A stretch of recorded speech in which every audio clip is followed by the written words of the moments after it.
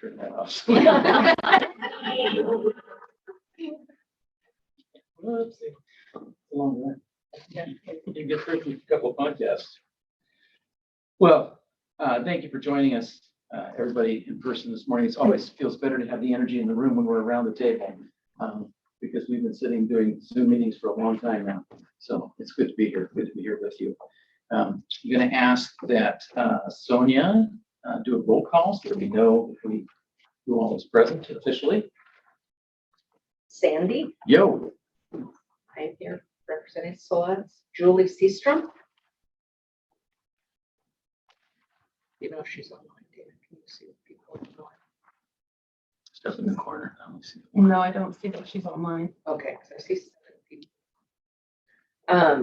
Jemiah Wassam.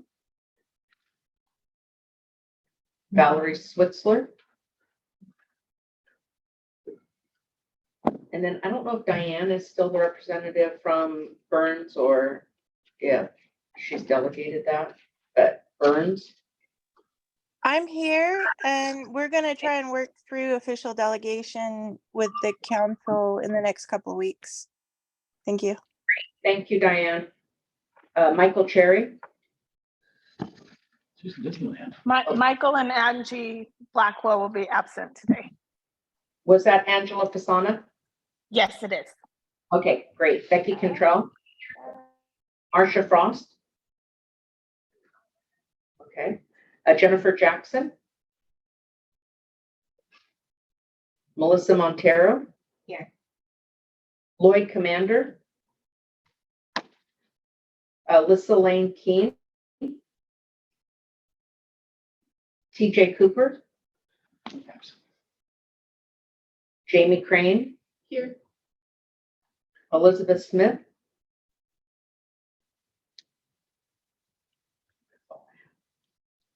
And what is your name? Jennifer Jackson. Oh.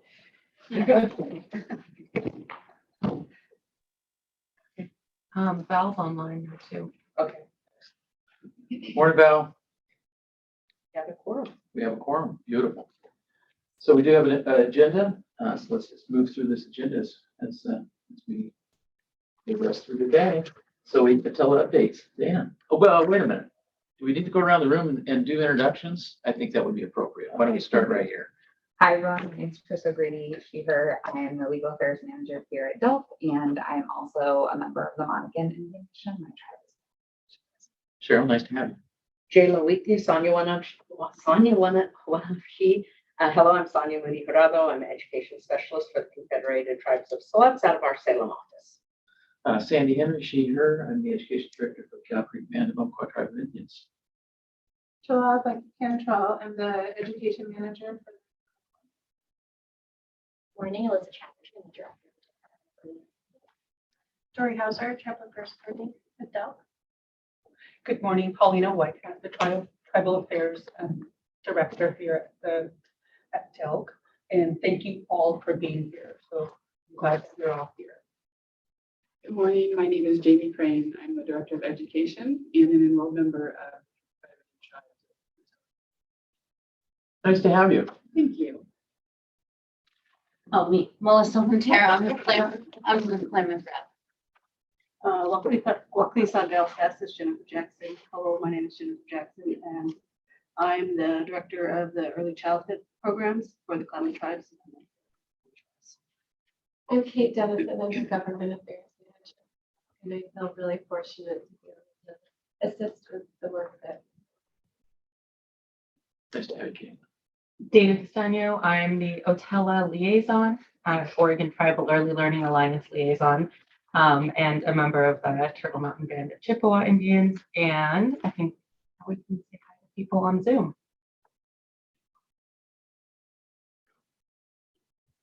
I'll just go with whoever's next on the screen. Yes. Natalie, I don't think Natalie's a member of TAC though, right?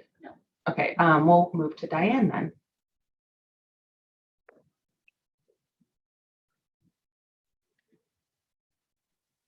Are we doing introductions?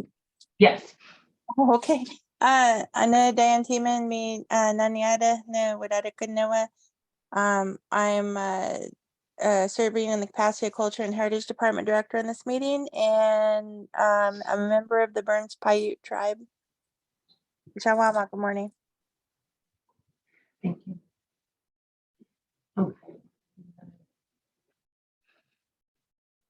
Okay, then I guess next would be Angela Fasana. Good morning.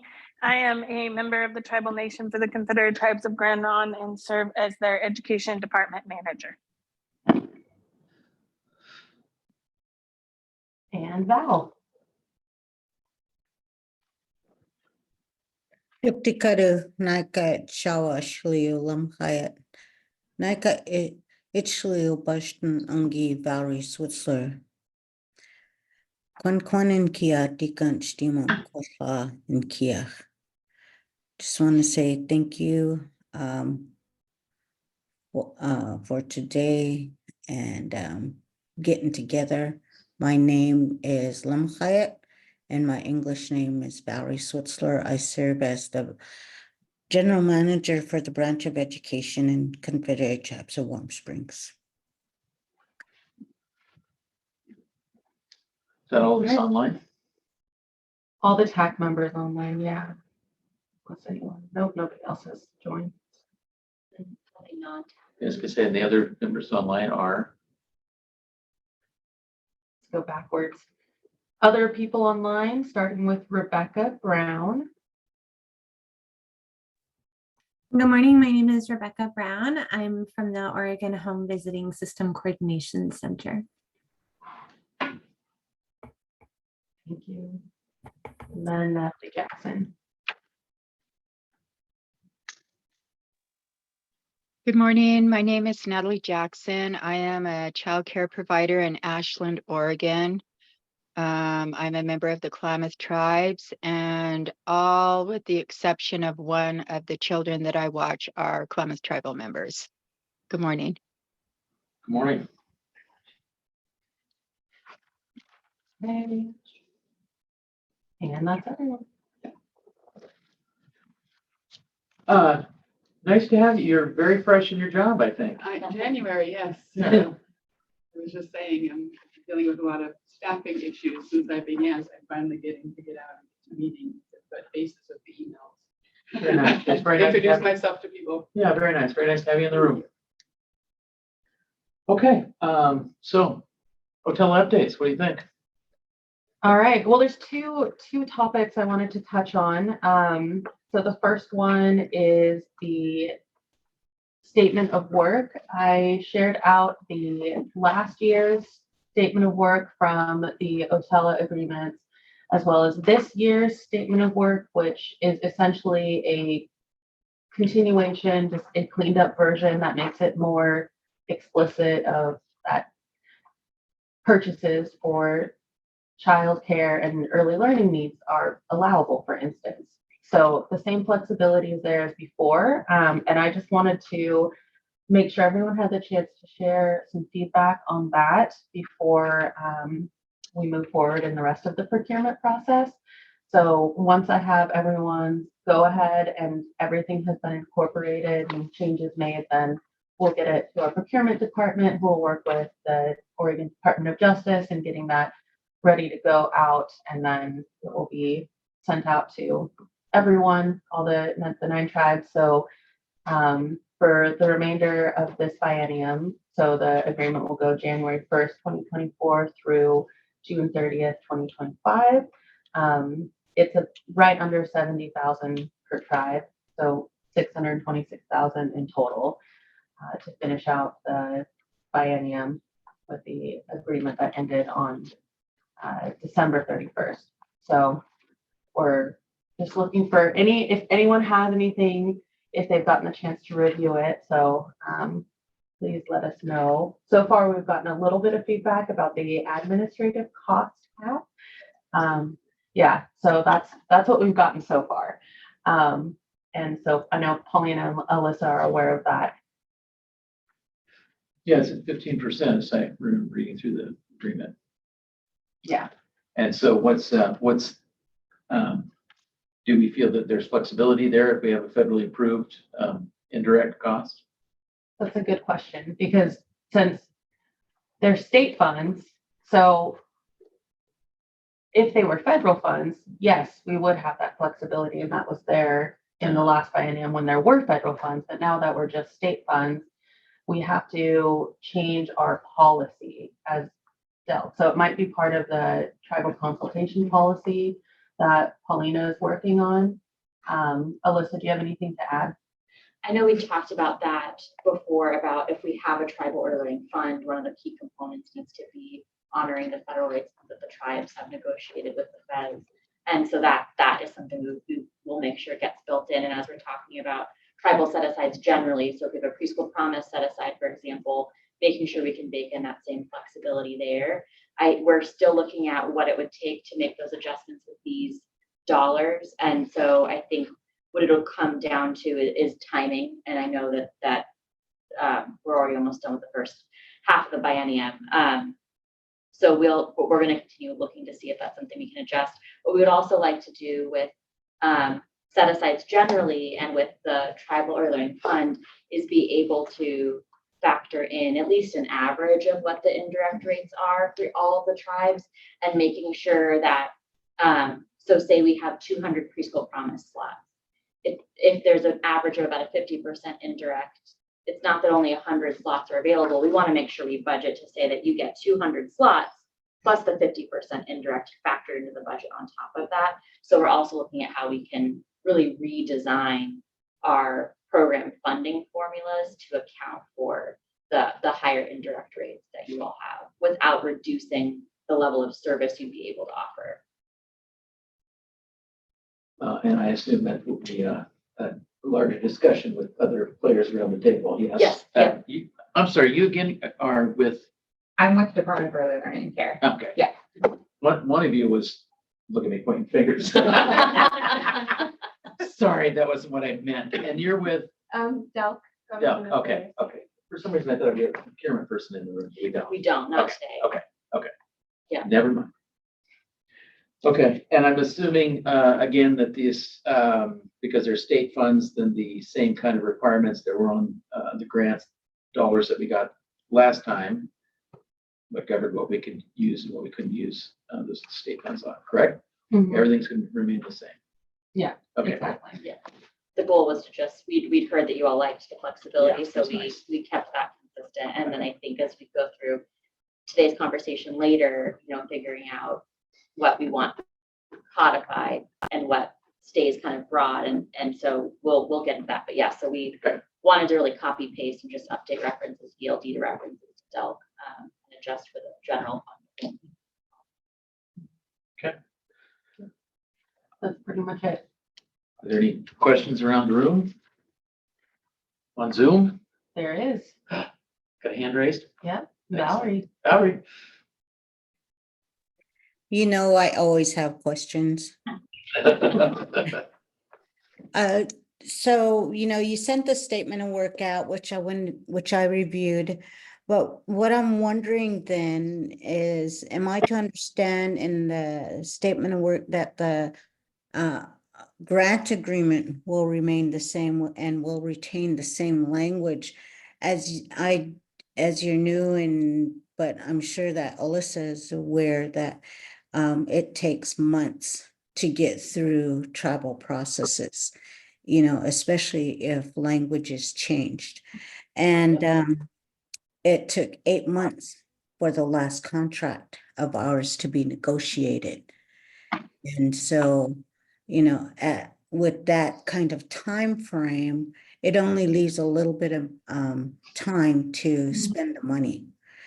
And, and that could be difficult with limited resources in our finance and our, and getting people hired on, and, because with that lapse in, although you guys can backdate the contract, my tribe will not let me spend a penny until a contract is in place. Valerie, I don't recall, Dana, do you recall in the previous agreement whether we had different a different indirect cap for the general fund versus the federal fund? So yeah, the federal portion of it specified that they could use their federally negotiated indirect rates. So that is different. And I also wanted to, thanks Valerie for saying those things, because we did look at the possibility of amending the agreement that we had from last biennium, but because it was done back when we were still the Department of Education, we were still the Early Learning Division, there's, now that we're the Department of Early Learning and Care, the whole formatting is different. And one of the things, even though there is changes in the language, the basic content is still the same as far as the template. And so when I say template, I just want to be clear. The statement of work is the part that we have control over. The other pieces are kind of the procurement pieces, the boilerplate, quote unquote, language. And so for that piece, what we've already discussed with our council for going through the process of building the agreement correctly and in a way that we hope there's not going to be a delay on your end is including some of the language that was in the equity fund agreement. So I keep looking at my computer because I'm talking to the box that says Valerie. But so there were there was language that was negotiated in the equity fund agreement, like pulling out the waiver of sovereign immunity, for instance. There's a couple other little things that I can't remember exactly what they were, but we've already talked about incorporating those aspects, the critical pieces, into the Oregon Tribal Early Learning Alliance agreement. So there's not going to be the back and forth with just what we had to do then. And I think that took about 5 months of the process with getting that agreement ready. So yeah, I do hear what you're saying with the time frame though, and the limited period to spend the funds. So if I could get everybody, like if anyone has anything that they'd like to add or language that doesn't sound reflective of what last year's agreement was, if you could let me know by the end of the week and by Friday, so I can get it off to procurement and at least start getting it out the door, that would be great. Valerie, would it be helpful, I don't know if this was your timeline, Dana, but to have even like a summary or a crosswalk of what's changed? Because I can totally see how, especially if our format itself looks different, that could be challenging. So would a side-by-side or a summary be useful as you're all reviewing and working through your own processes? Actually, the statement of work, I don't have any problems with. It is the boilerplate grant agreements that are the hang up. So especially Section 8. And if we pay attention to Section 8 in the grant agreement, that's where the waiver of sovereign immunity is. So is there any way to get ahead of that with procurement and the DOJ to say, look, Section 8 is not going to work for tribes, so don't even put that in there. So we are working with the Department of Justice now when they do legal sufficiency review and all grant agreements moving forward, what that would be in the removal of the waiver of tribal sovereign immunity. They want to do more coordination throughout the Department of Justice that all agencies are creating with tribes, I believe, of the governor's office. So right now we have permission through legal sufficiency and procurement to remove the waiver of sovereign immunity from the amended agreement for now, and we are looking forward to working with DOJ from that guidance of making sure that it's amended across the board for any future agreements. We just haven't gotten across the board approval yet. So Chris, Section 8 will come out of this. Of this one, is what I heard. Of you this say. one, yes. Yeah. So Valerie, I know you're online, so I want to make sure that you were able to hear that. Yes, I was able to hear it. Well, it's nice to know that perhaps the DOJ has been spanked enough by the tribes that they're beginning to figure out that Section 8 doesn't work. Yeah, and if it would be helpful, I did include a crosswalk of the previous statement of work and the new statement of work when I sent that out to everyone for review, but I could also, if it's helpful, include a crosswalk of the new agreement versus the old agreement once that's ready. So yeah, just let me know and I can do that. How much was the funding again? It's right under 70,000. It's like 69,170. I don't know. I'm making up the other numbers. I know that it's 626,000 across the board. I can do the math. I can do the math later. And get you the exact number. Yes, Valerie. Also, I seem to remember that in our Office of Indian Ed, that if it was under $150,000, that there was some sort of process it didn't have to go through, which made it easier for the tribes and the state to come together.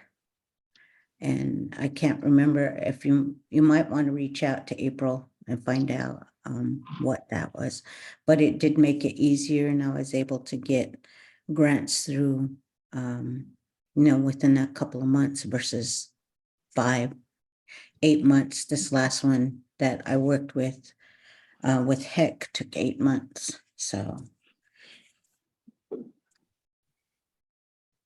Thanks, Valerie. We can definitely do that. And where the governor's office is, I know Pooja had shared at the education cluster, but really leading the education agencies, at least, in trying to be consistent in how we define tribal set-asides, how we, if we can, create consistency in our grant agreements. And to Chris's point, there's the broader DOJ across the enterprise process. So we're hopeful we will have more we can bring back in terms of options.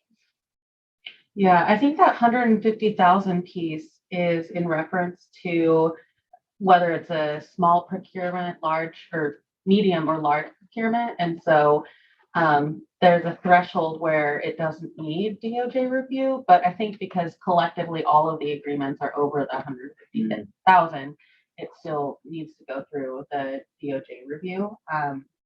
But that is the threshold. We can check with our procurement director, but that is, I believe, the threshold for which an agreement would or wouldn't have to go through legal sufficiency review with DOJ. Yeah. So. Let us know what we can do to help. Sounds good. All right. Well, any other discussion on this? I have one more quick thing to talk about. So. Sparks up. Yeah, I see no other hands raised, so I'll go ahead. Yeah, so many of you are probably familiar with Spark. It's our quality rating improvement system, QRIS, and with that, the way that it's functioned is changing, and so there's a group that is doing that work, talking about how to change it, because I mean, there's a lot of questions. What is the definition of quality? Like, quality can look different, and working through how to acknowledge that in the system. And so it would be for like licensed childcare providers, for licensed exempt centers. So it kind of covers a broad spectrum. And they did have a tribal member, a Grand Ronde tribal member, who was part of the earlier listening sessions. But that's obviously not enough. And so I've been working with our Spark coordinator to find out what options there are for you all to be involved. And so kind of putting the ball in all of your court. Because I mean, it could be whatever makes the most sense. We could put together like a listening session or like individual one-on-ones. You can meet with the Spark coordinator. We could bring Ash, the Spark coordinator, Ash Mickles, and they could come to a future TAC meeting and discuss, because I'm not the subject matter expert on Spark. But it was really important to me to have the discussion that there's an opportunity for you to be involved in shaping what Spark ends up looking like, because it's going to impact the way that, parents and families can find your childcare options or early learning options. So it does matter. And if there's any ideas or if you just want me to pass along the contact information, let me know. Elaborate on that for a minute. What's going to affect how our parents are able to find options? So there's Please. so my understanding is that there's a find childcare system. And so if parent goes to that find childcare system and they're looking for, I don't know, something close to, let's say they live in Douglas County and they want to find something available there, then they're going to search different criteria and things are going to come up, and based on what comes up, there'll be information about what the program offers. And so one thing that they looked at, for instance, is instead of the ratings 1 through 5, is to have like badges. So your Yamisa preschool could have a language badge or something. And when you click on that, it would say, we offer a tribal language and something to that extent. Or different kinds of badges that reflect, the special qualities that are offered at that center. Like inclusive for children with developmental disabilities and things like that, and specialized professional development and training that provider and the staff may have. Transportation. Yeah. That kind of stuff. And so I'll add to Find Childcare is currently online. It's contracted with Western Oregon. They run it. Once we have the quality recognition and improvement system overhauled, we know. So I'll take a couple of steps back, and I have a question. But in 2012, we applied for the Federal Race to the Top Early Learning Challenge grant. And one of the requirements of that grant is you had to create a tiered quality rating and improvement system to rate the quality of your childcare programs across the state. So any state that got those dollars, that was a requirement of the grant. What we found since then is that every state that implemented QRIS, the things that were measured aren't actually the right indicators of quality. We couldn't actually see a measurable difference between a 3-star and a 5-star. And so we had done an analysis, I think back in 2017, 2018, maybe, that yielded this information. We've had kind of some starts and stops, and then a pandemic happened. And then Ash has really been leading this community-driven body of work to say, here's what matters to us as families. Yes, here's what the data says and how that could be incorporated, and they're working on recommendations. So we in statute changed the R from rating to recognition. And one of the things that's been discussed is the idea of badges, as Dana shared. And so rather than saying you're a 3-star, it's I have this language badge, where we have a badge for inclusivity. We offer low ratio settings. So really figuring out what are the qualities that families are looking for, and then how can we as a state create a process that is also less burdensome for providers, because one of the overarching pieces of feedback was how much work it took to get rated. And so all of that is going to take time, not to just redefine, but then implement. And so you can go to Find Childcare Oregon now. I was trying, so it lists licensed, license exempt, home-based and center-based care. So if you have a licensed program, it should already be in Find Childcare Oregon. And then having more information. This will also be something we're looking at through potentially in the future a provider management platform. And we looked at other states that have a lot more information about how many slots might be available, things like that.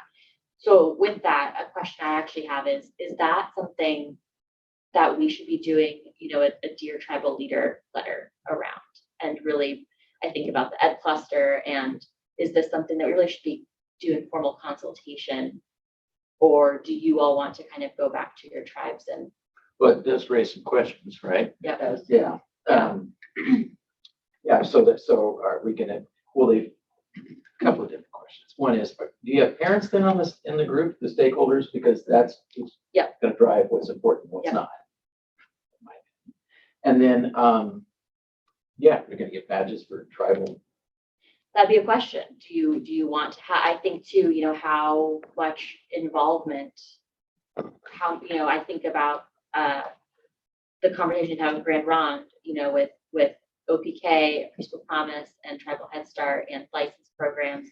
So I think it really could vary. As of right now, I don't believe there's been any suggestion for like a tribal badge, tribal culture, or and as we think about I think too, as we think about the tribal early learning plan, if that's something that emerges over the next 3 years, it's not that the conversation's over. If you all decide in 3 years that there should be a tribal badge, and you think about the programs that aren't operated by tribes, but operated by providers like Natalie, who are caring for tribal children, and maybe you're working with the tribes to do language and culture revitalization, that's a badge we could add later too. Because we get that question, even like out in Salem, we'll get tribal members that'll call to see if we have certified or licensed childcare providers that offer care to tribal children in the valleys. So we do get those questions, like, so they know, and as well as language immersion. So it is something that's asked. Is this an optional program? It's different in person, like you just say, Well, I just wanted to back up because I don't think that's a question that, whether or not this should be a formal consultation, that's a question that should go to the tribe. Yeah. So you should reach out to the climate tribes and say, is this something that you want formal consultation? I don't think that's a question that I can answer for the climate tribes. Yeah. And it is an optional thing. Yes. Yeah. We, for Preschool Promise, for example, it's been a little bit on pause because QRS has kind of been on pause, but when it first rolled out, you had to be Spark rated to be eligible for Preschool Promise. That's something we'll review again. I think though, as we think about tribal set-asides, part of that means not copy pasting what is required for the rest of the state. And so it could be that is not, I would imagine that is not a requirement for a Preschool Promise tribal set-aside, for example. I think too, Sonia, to your point, thinking about the operationalization, I don't know that we would want Western Oregon saying, yes, this program gets a badge, right? It would really be, or it could be, does the tribe want to indicate who gets a badge? So I think there's a lot that we would need to think through in terms of not just identifying the qualities, but how we then confirm that quality exists if we're talking about anything with the tribe. And there is also an incentive to spark participation for employment-related daycare programs. If they have a certain spark rating, they can get a financial incentive if a family chooses their program to have their child in if they're participating in the employment-related daycare program. And with the development of the alternative rate methodology, so the methodology for which providers that are participating in the subsidy program, employment-related daycare program, as we're planning what that will look like in the future, we can tie it to an incentive within the Spark rating structure, recognition structure as well. I know we don't participate in our the enrollment hub. Yeah. We recruit specifically tribal kids and pull a list of the tribal roles and make calls. So I'm not really. Yep. You guys do the same or?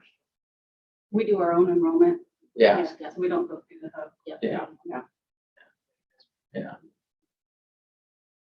Okay. Like in our valley areas, they make the information available to the hub when they're doing recruitment. We have criterias that tribal. Right. Yep. Right. Special. Yes, that.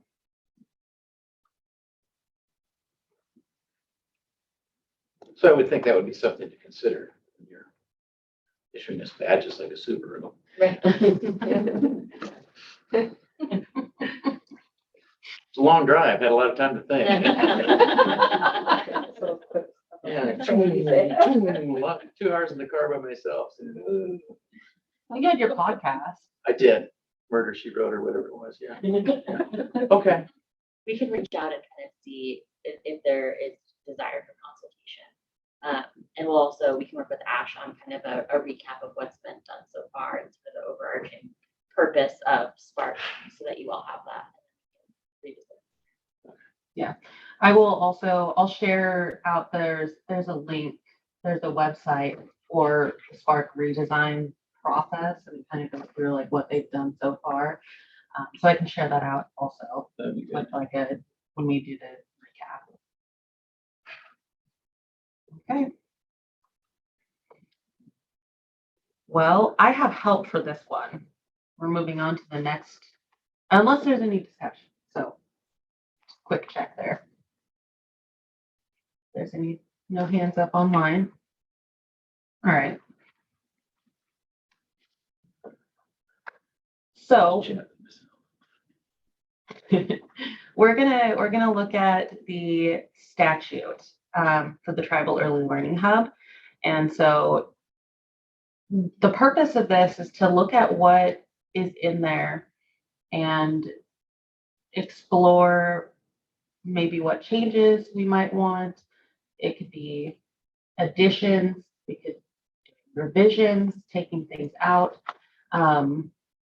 which ultimately could make it more flexible to do the work that will eventually come out of this group. So I know at our last meeting, we talked a lot about a framework for Tribal Early Learning Plan, a framework for maybe what the allowable uses would be, a framework for potentially who's eligible to serve on the Oregon Tribal Early Learning Alliance if we go that route, which we have some time to make decisions. I'll pull that up on, have it open somewhere. But while I do that, I also want to invite these two wonderful people to maybe help with talking through the process, the legislative process, and maybe lay out the timeline. Sure. You want me to? Sure. As a state agency, DELC has the ability to request legislative concepts from the governor. And we are under a little bit of a tight deadline right now. By the end of the month, we have to submit to the Department of Administrative Services for a preliminary review, the concepts that we might want to turn into a bill next session, so in 2025. And then we have to officially submit them if they pass that first round of review. Is it June, end of June? End of July. End of July, for introduction in the 2025 session. And so we have currently a placeholder for the work, the Tribal Advisory Committee work that you all are doing to just either redesign the hub or create an early learning plan. I think the slides kind of laid out the direction we might want to go, but as of the end of April, I think we just need to have like a framework put together for what you envision for a bill in 2025. And then I think we'll have some time to flesh out the details over the next couple of months. I don't know if that kind of jives with what you heard. And I'll add, as we're continuing to do consultation with some of the tribes, this is not like a line item edit and revision. It's really making sure we can capture what are the things you all ideally would like to see codified in terms of a plan, what you would like to see codified potentially in terms of the new purpose of the Tribal Advisory Committee, where you feel like there isn't enough flexibility. So it's still pretty broad brush. We're not going to say we want this word instead of that word at this stage. We're not at that stage of development. And we want to make sure we finish our consultation with the tribes who requested it on this issue. So I also just want to name this is not the final conversation. It's really making sure we can capture the needs that surface in our March meeting, and think through, what ideally would be defined, and then we'll continue to work with you all to refine that as it goes further. And I will have to leave in about 10 minutes to go to policy team, but I will be back. And so when we can flag certain areas of the legislation that we want changed, and what change you would like to see. And as we go through the tribal consultation process, we will also get feedback from our council at the Department of Justice as an agency around language.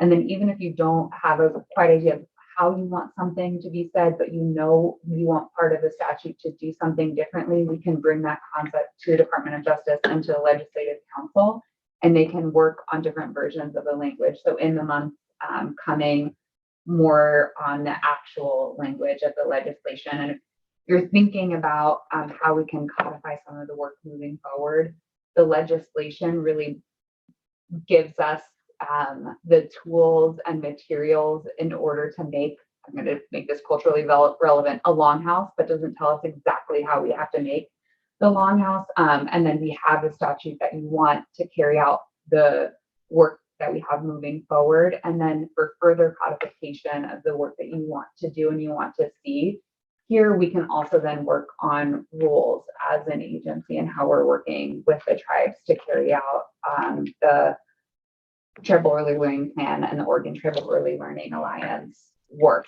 too, that has further specificity, but we have to work on a statutory language first. Dana, can I get a paper copy of that, just because it's easier for me to take Okay. notes and stuff on, because I can't see Dory, are you able to pull this up from our SharePoint and get some copies? What is this one? It is Otella legislation. It's in our Office of Tribal Affairs SharePoint under the TAC meeting documents and then the 4-9 meeting. I see something in the chat too. Oh. About the ERDC subsidy. Sorry, I missed this from a couple minutes ago.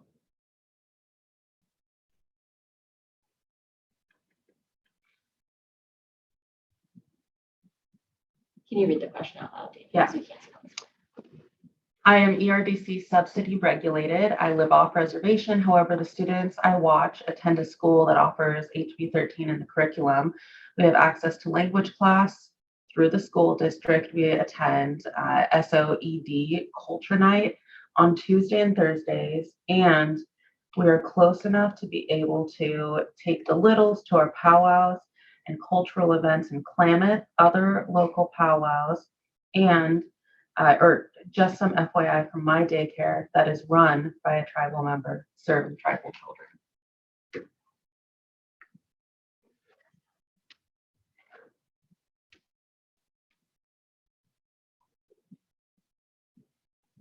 Just a little bit bigger. Oh.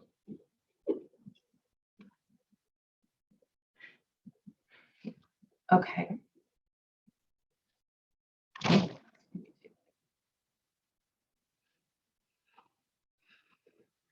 All right. I think that's about as big as it can be here, but we'll get some copies. This is pulled, just the big overview of what this is. This is specifically the language that's in the Tribal Hub legislation. There's the right here, ORS 417.831 is what it's in reference to. So anyone could go pull this up. And there's also the original legislation was amended. So I put in here where those changes were, so that when we look through this, we can see what it used to say and then what it says now. So the way that this is structured is it starts off with the definitions that are used throughout the rest of the statute. So we define Tribal Advisory Committee, Tribal Early Learning Hub, and then it talks about what the membership is in part 3. So who will be a member of the Tribal Advisory Committee? I notice it still says Early Learning Division, so that needs changed anyway, because that's not who we are. But anyway, it talks about how the early learning, how the Tribal Advisory Committee is going to be advisory to the Early Learning Council down here in section 4. And I know that's So that might not be what we want to have in there, because it seems like the purpose of this group has shifted from where we were at.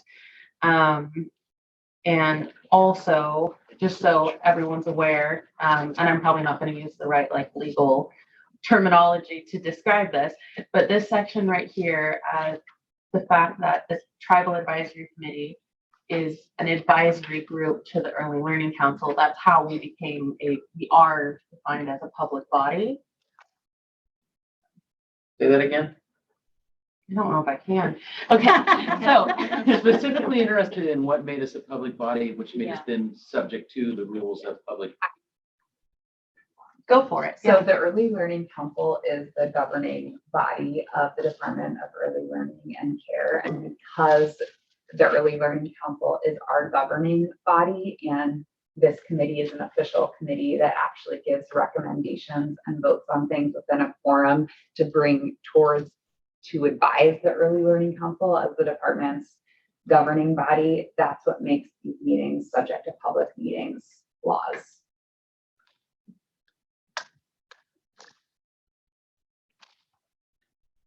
I hope that made sense to you. Because Well, It's a lot of legal Yeah, jargon, yeah. but Yeah, it's it's an overarching Yeah. organization, Early Learning Council, right? And they are the who regulates what goes on in Delk. yep, well, we have to go and ask them if we want any rules as our agency. So we have to ask them for permission and bring proposals forward, and they vote on that officially before we can take action as an agency. And then so Atella is as the 9 tribes feeds back into these guys, right? Yeah. Very visual, right? Well, I'm glad you used your hands. It helped me see. For those of us in the room who are visual learners, yes. Yeah, okay.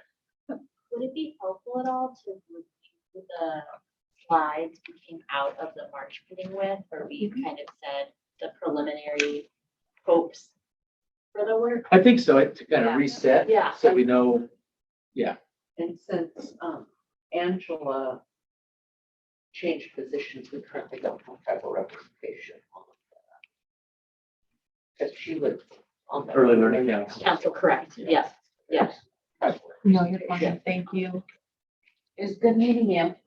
Oh, yeah. I'll She'll be back. I'll- And we made the revisions to this. This was some of the Yes. first work we did, Yeah, right? yeah, Yeah.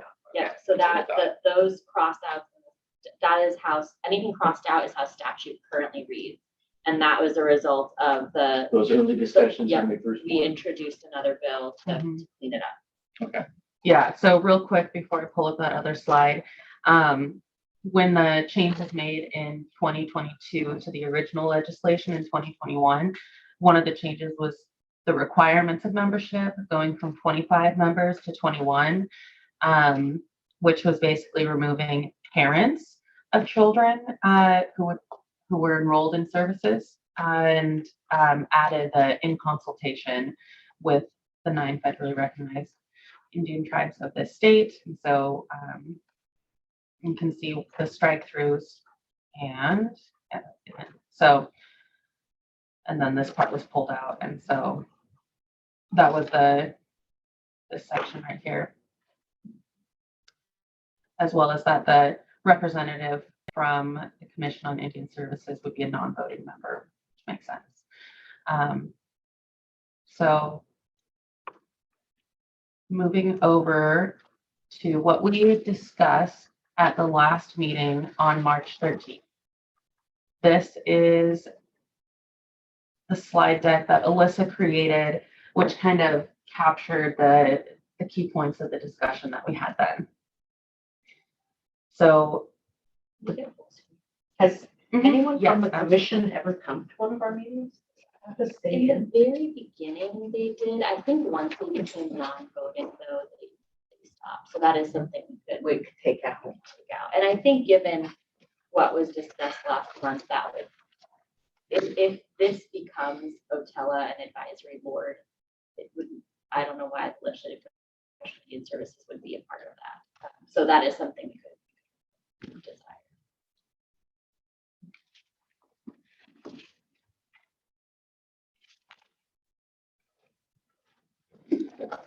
All right, so we discussed making the tribal advisory committee, the statute, changing that to OTELA, the Oregon Tribal Early Learning Alliance. And then we could use all the branding that was created over the last 2 years. And it would potentially, what was discussed was removing that the group would be advisory to the Early Learning Council and add in that the OTELA would advise DELF and or monitor implementation of the Tribal Early Learning Plan, which we've been working on that crosswalk for a while.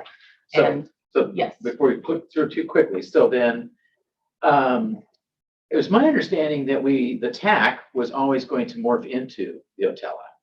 I mean, that was kind of the initial thoughts Right. when we were working 3 years ago. Yeah. And then this OTELA advising DELF, that then maintains that government to government relationship, takes that middle piece out. Yep.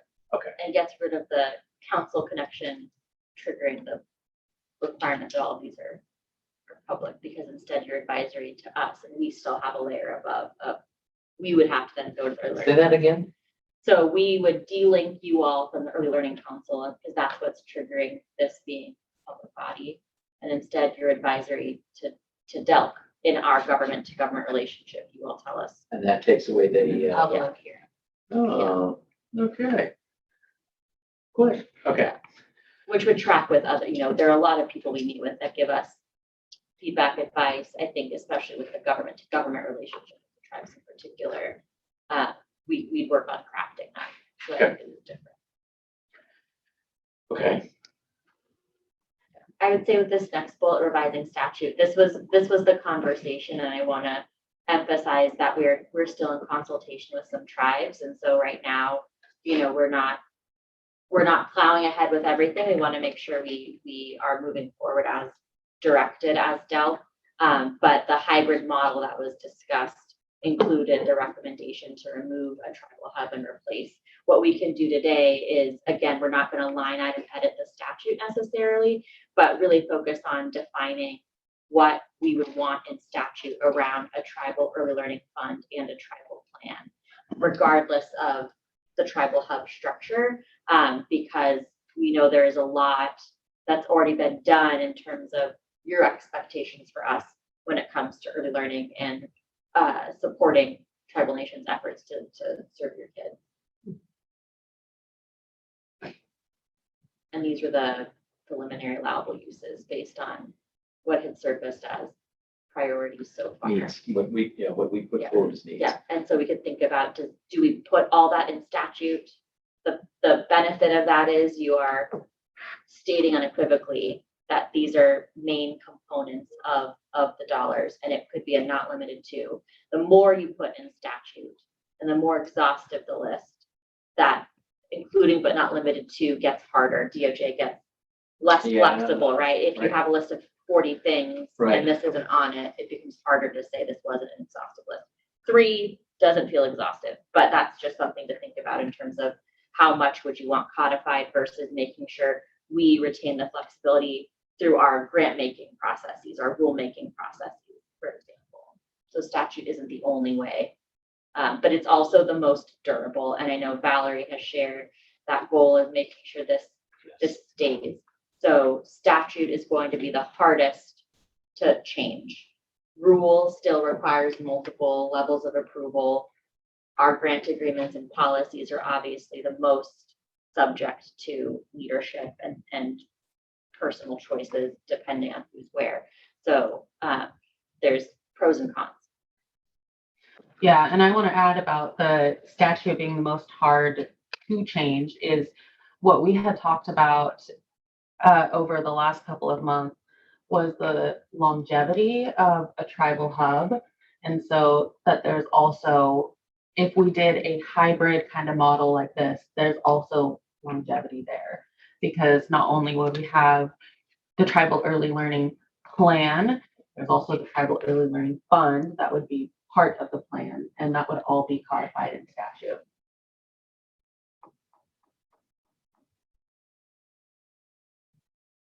Is there anything else, Doug? There is another page. Is there anything in the Actually- chat also?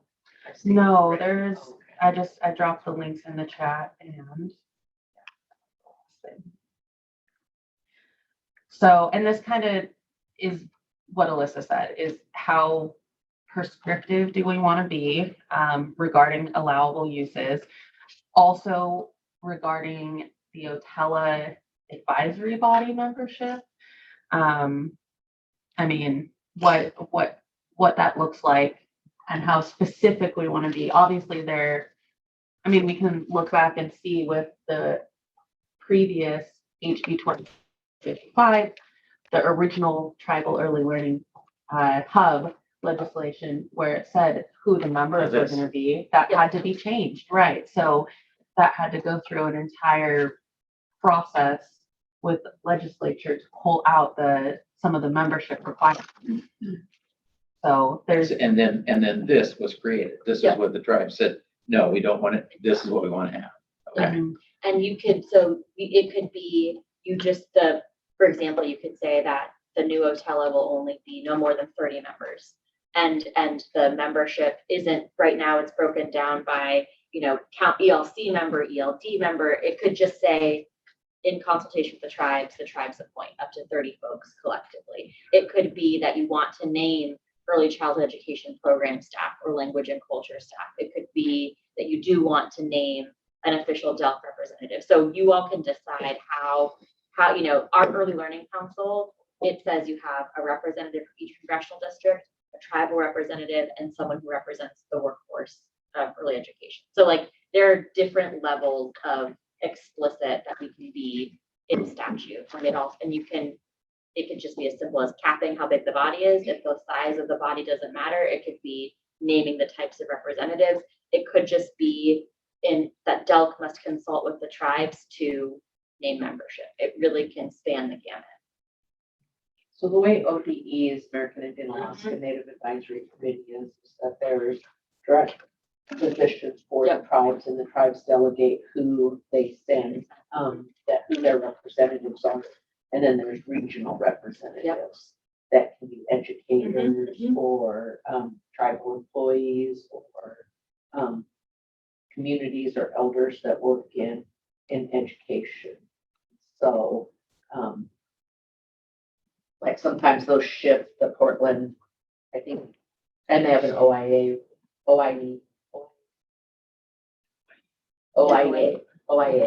representative on there, because I think Tamara just went from that position to the Portland one to free up to allow another OIA member on. So that's the way that their advisory boards, but the tribal positions, the tribe determines who's going to represent them. Dana, I dropped in the chat that statute, so if you want to pull up what the AIM statute is as a starting point, you can look at that. Yeah, I do have that pulled up in one of the other documents. So after this, I can switch over to that one. I think one of the things that's important is making sure that however we put this together, that we still allow the funds to be applicable to other existing programs, Head Start, childcare. I mean, that's one of the things that has been a desire and a need is additional funding to be able to supplement wages, to be able to supplement the current programming. So whatever we do, we don't want it to end up being contradictory in any way. And we heard that from you all in March, that was, they wanted to make sure when we talk early learning, we don't just mean childcare, it's expansive. And so we can, again, we're not necessarily line item editing, but if that is the value, we can make sure as we work with legislative council or DOJ, what's the right language to make sure that it's not going to create barriers, when this fund is established, and bring that to you all. If there's sort of a magic phrase we can coin that is going to be expansive enough to cover any types. I think Valerie too about just the language and culture work and how do we make sure that's allowable and DOJ doesn't say, well, that's not early learning, right? So making sure we've got enough flexibility to meet the intended needs and goals of each of the tribes. I see Jemiah's on now as well. So we have all 9 tribes. So, hi, Jemaya. Beautiful. So Good this morning. would not be in, good morning, Joanna, not in statute. This is sort of, we alluded in Dana's update too, we're working on separate. We don't need, as of right now, you've not identified a need for statutory authority to do this. It's about making sure we set up the right process and work with you all to understand what an ideal tribal set-aside structure looks like in addition to a tribal early learning fund. And I think down the road, understanding, making sure that having both meets the need, right? So having preschool promise tribal set aside in addition to the tribal early learning fund, or would the goal be just pour more money into the tribal early learning fund? And Sandy, if you decide you want to use it for preschool promise or for preschool services, you can do that, but you're not tied to preschool promise. So those are some of the pieces we don't have to define for statute, but we would want to work with the tribes to define generally. We would not build this policy and process without working with you all. And we have a couple of agencies that are already doing. Yep. We can model Mhm. so we don't reinvent the wheel.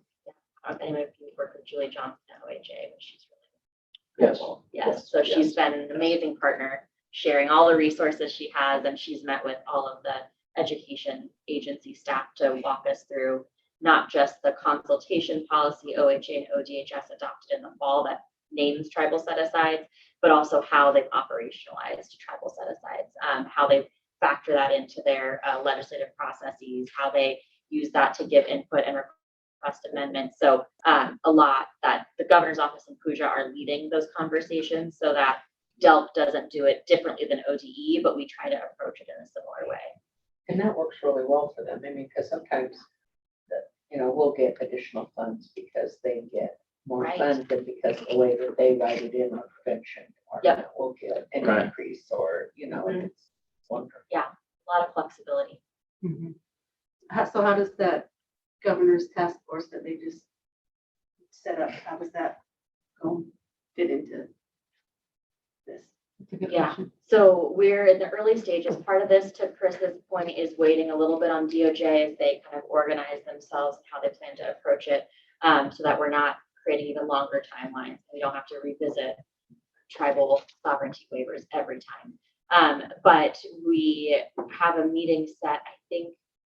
I think Pooja's in the process of setting another meeting in the next month or so for us to kind of, they just did some data collection that was due last week on do we have any tribal set-asides across the education agencies? And if so, what does that look like? What does that mean from a procurement perspective? What were the timelines? How much money are we talking about? And so they're using that, and then we'll be reconvened to kind of see, are there already existing education agency models that we can leverage? And then look to incorporate some of the OHA and ODHS work. So it'll be ongoing, but that is something the governor's office is committed to the education cluster. Because I think ODE, their language, which doubled this year, and. Yes. Sorry. My child. Biennium rather than- Right. Which makes it easier to operate. Yeah, and we've been able to switch to biennial as DELP now. And then long-term, I think something we wondered is, if we get to 5-year agreements, that means we're gonna have to amend if we get more money and the numbers change. But, we started with going from annual to biennial, but how do we create, again, more durability, reducing barriers, and push out even further? Yep. Go ahead, Valerie. So I just want to say, thanks for continuing to keep those thoughts in mind as, the former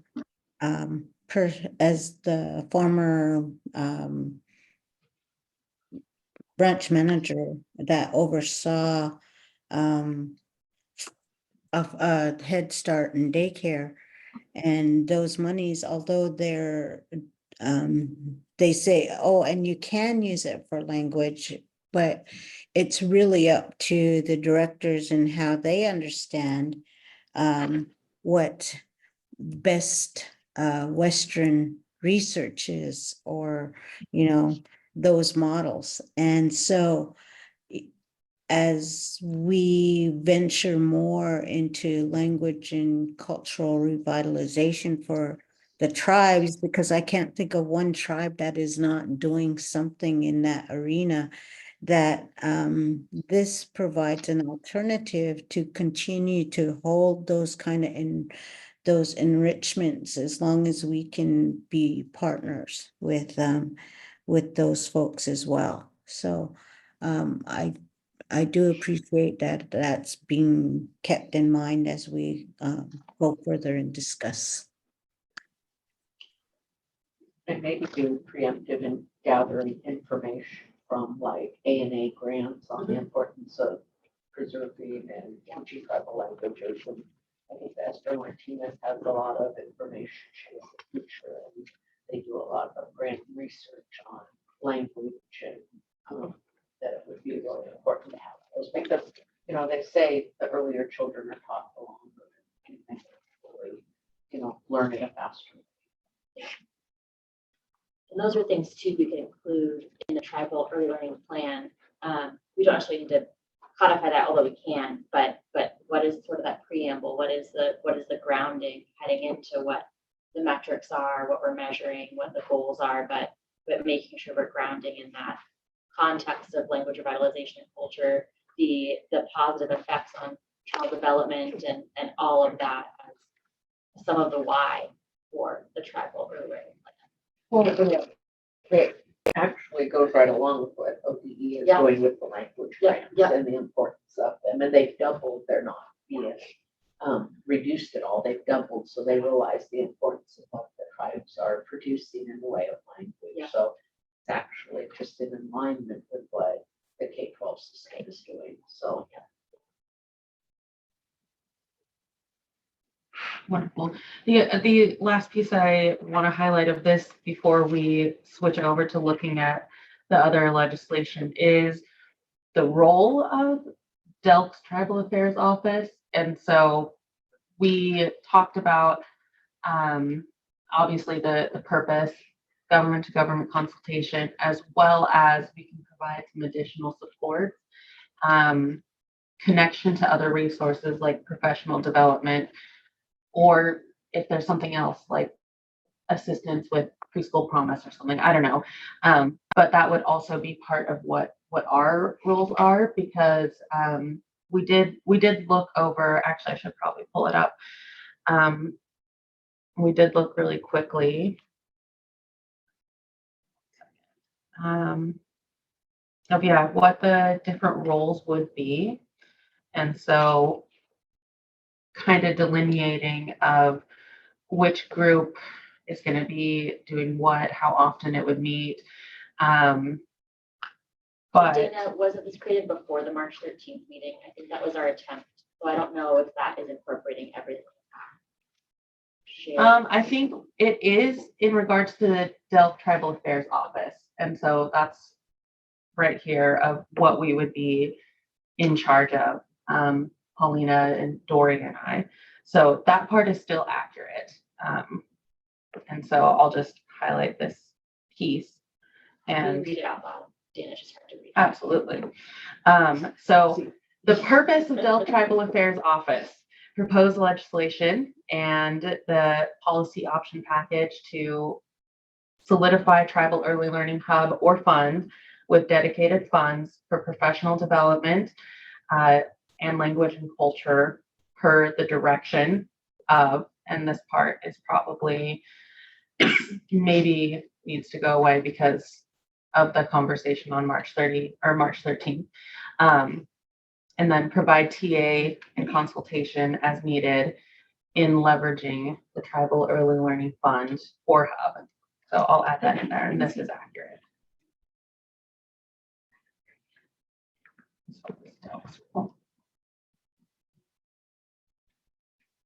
So when we talk about the professional development piece, because I know that's something that that Val has brought up that is non-existent with a lot of hubs in our areas, getting culturally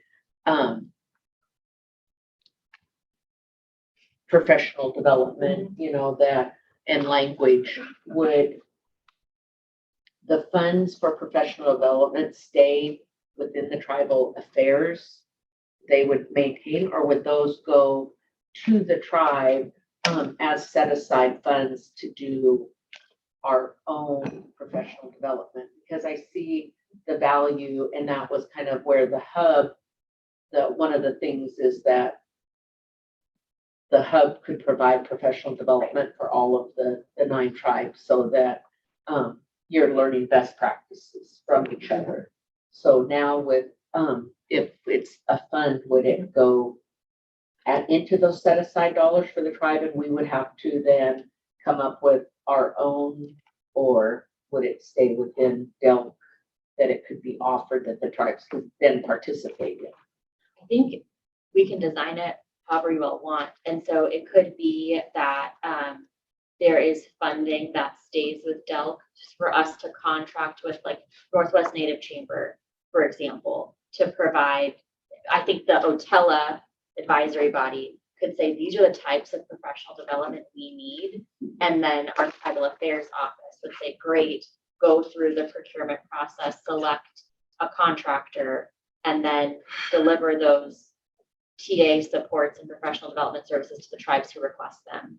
And it could also be an allowable use of the Tribal Early Learning Fund. And so, Sonia, if Celeste wants to contract on your own with a consultant and do that, you could do that too. So I think if the ideal is to be flexible, we could think about, is there a way to structure the fund so that maybe we retain 5% to be able to offer TA through consultation, and the rest all goes out the door to the tribes. It could be, we look at building it into our other POPs, kind of general DELC staffing, and try to plus up the tribal affairs office budget, so we could think through how to make sure there's resources. But if you're saying we want to bring someone in, we don't say you're on your own, but we can actually offer that to you.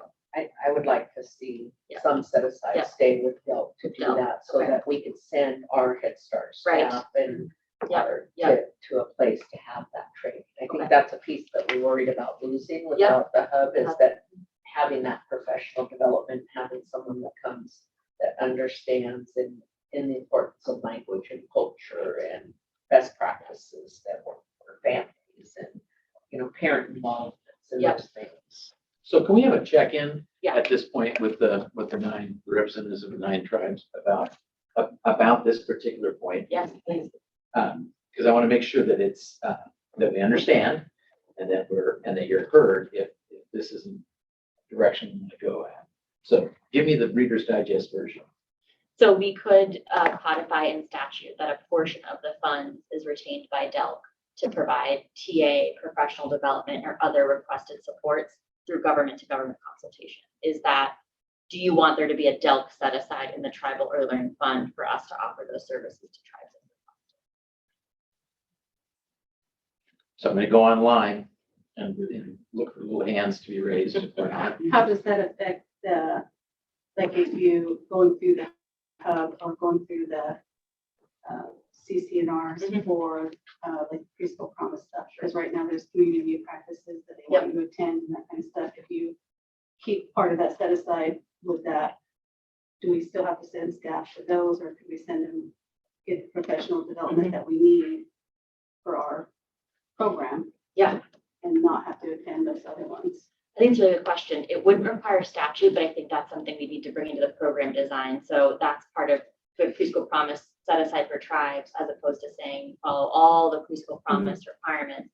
Being able to say we expect you to leverage the funding to attend tribal culturally specific PD. So that's something we could, we'll just note, we can check with DOJ. Does it need to be in statute, or do we have enough authority to just change that through a grant agreement process and create that? I feel like that's an important point for us. Yep. Yes. Yes. Okay. So I just want to make sure that we. Yep. Because, you know, again, not all tribes work as well with their hubs, or the PD is not relevant. Not relevant. So Dana, maybe on this document, can we capture some of these considerations that we need to make sure there is the ability for the tribe, if they participate in other programs, that they can access culturally relevant trainings and not have to continue following the standard expectation we're setting for all grantees for Fiscal Promise as an example. Yes, I will put that one on the crosswalk document. We'll circle back to that one and I'll explain it in a minute. Diane does have her hand raised, so Diane, I'll give her the chance. Yeah, go ahead. Hi, can you hear me? Yes. Okay, I'm maybe missing the boat on, I'm gonna turn my video on. I'm at home today, sick. But so I'm just gonna use the example and see if this fits in. I am asked by our Head Start in town to come and do training for them once every other year. And I guess it's related to their state funding, but we really don't know the scope of it. And they have told me that in the past, they have just reached out to individual community members to come do their training, which really isn't, I don't think is in keeping with, you know, how the tribe wants that training to look. Is this what you're talking about? Does that relate to our engagement with the like non-tribal schools that are within our areas of interest? It's a great question. Our, I think like, conservation. Thank you. Thank you, Diane. I think we'll go back and look at what requirements are being set for our grantees in terms of engaging with the tribe. So having these dollars would allow tribes the flexibility to define and fund what you all need. And then we'll need to look at our own grants and policies to make sure that that we're not driving Head Start programs to consult with the tribes without a clear ask or plan. And so that's something we'll check in and try to get more information. Is that a federal requirement, state requirement? Is it an interpretation issues? That's a really, really helpful flag for us to follow up on. Thank you. And it is something that's happening more and more across Okay. education. We just had a district that Yeah. consulted with an individual. Right. That they represented. Yeah. So, Yep, and so we'll look, I know that some of that came with some of the, it seems like the federal guidance on the K-12 side, so we'll look at, is this a federal Head Start thing that's morphing, or is this something we can provide more clarity on? Yeah. And I think that's a really good example too of work that could come up through Otella Advisory or directly to Dana and Paulina as government to government consultation. If you all are being tapped or asked to do things because of checking a box, we want to know that and see what's driving those requests. Right, the box isn't really relevant to the work Right. that we're doing. Yeah. Exactly, Yeah. exactly. Asking you all to do a training that without context feels unnecessary. back to Sandy's question, and of course, it has to go back to my director, but I think the set aside would be favorable for retaining so that we have a place that we can go, as well as working with the other tribes. If we contracted just ourselves, it would, you know, Yep. we learn so much together and having that opportunity. And you know, you just get around people in that same field. And because like, even with the set asides from all of the agencies, we all do something a little bit different, and we all learn from each other from it. So I would like to see that opportunity for our staff to get with other Native Head Start teachers or childcare providers and receive PD. Yeah, and Del yeah. I have a question though. So if Delk were to retain a portion of the funds for TA and professional development services, I just want to make sure that that's all that we would be contracted to do as TA and Or professional would it be development services. other consultation requests? Do you want to have some broadness that it could be other types of services? Kind of like facilities, because I remember that being, and I remember that being a question or an issue that with the licensing pieces that like square footage and locations of bathrooms and hand wash sinks and that kind of stuff. Obviously, you can't jeopardize the health and safety of the children, but at times it does feel that requirements are a bit. Leave it at that, shall I? A bit. Is it funding Sandy to help move the sink, or is it? Yeah, I think it is. I think it Okay. is. I think it's dollars to help. Well, because some of our buildings are old. Right. You know, Yeah. some of our, areas that we have, like, our Salem one's at Chanela's original superintendent's Right, house. right. It's a home. Yeah. Yeah. There you go. Yeah. Yeah. It's at. Real quick, I just want to check in. Diane's hand is still raised, so I don't know if it. Diane, do Sorry you have about more? that. I'll lower it now. Sorry. Oh, okay. I just wanted to make sure you didn't have anything more to add. Thank you. There needs to be a wave function.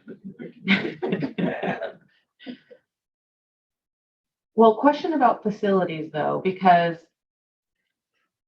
I mean, not that this funding couldn't be used for it, but should that stay within DELC or DELC set aside? And so the reason that I bring that up is because there's the childcare infrastructure fund that's getting built and is going to be accessible in the next couple of months. There will be an application, and there's also going to be support from DELC for technical assistance What is around the name of this fund again, please? childcare infrastructure fund. So Business Oregon received 50 million lottery bond dollars to administer the child care infrastructure fund. They are leading, I don't believe it's fully kicked off, kind of engagement to design allowable uses, what the application process is. We received funding for the technical assistance to help people figure out how to apply and be prepared. And some of those dollars will be going to the Northwest Native American Chamber because they have expertise specifically in business coaching for tribally operated businesses. So how to set them up to best leverage capital investments. And so I think for the purposes of, so my reflection would be where we are now, we don't need to flesh out all of the how. It's about making sure we're capturing the need and what you all would want to be codified in statute versus something for us to keep in mind. We would work with you on, do we take 10 million of our, whatever our subset of the set is, do we work with Business Oregon to roll that into their childcare infrastructure fund, have a tribal set aside? Do we run our own infrastructure fund? I don't think we'd have to determine that today. That's a big, we are not experts in capital investment. So that would be a bigger conversation, but it's good to know that's a desire, and we can work with DOJ to figure out if that's something we would need in statute to make sure would be covered as an allowable use, or do they feel like it? Yeah, I definitely think that's an avenue that needs to remain open. Yeah. So, I mean, we don't need to have the exact verbiage in here today, but it sounds like maybe we would want to keep it open to more than just TA and professional development if something else is identified as a need. And so I guess just infrastructure. Yeah, infrastructure. You just have a tribal infrastructure, right? Yeah. So I think naming for professional. So it could be professional development, technical assistance, infrastructure, or other needs as requested if you wanted it open. Through consultation. So that there's parameters on us. We can't say, oh, we think the tribes need this, but it would have to be requested through consultation. So that we could work on that, and then again work with DOJ to make sure if there. So I think capturing the ideas you all want, and then we will make sure we get the right language to accomplish the goals you all are setting out. I think that's like a perfect example when funds like that come in of how it could work with tribal set aside, like using Oregon Health Authority as the example, in that a certain percentage would stay for the tribes that would come to DELC.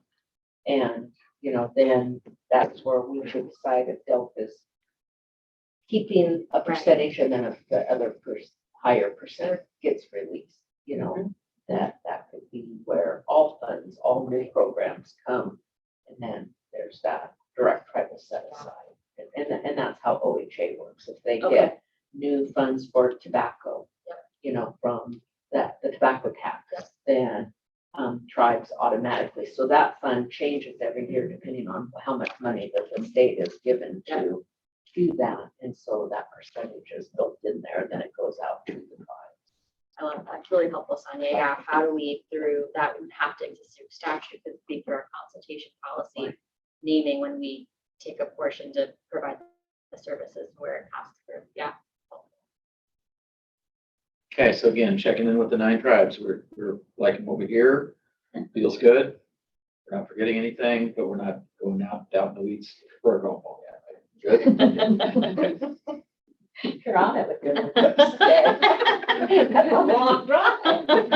It is. It's a long drive. A lot of caffeine. Yeah. That people. But they're retired. Yeah. Just the cat and the dog in the house. You're like, I know, Sonia, it's a concern. Okay.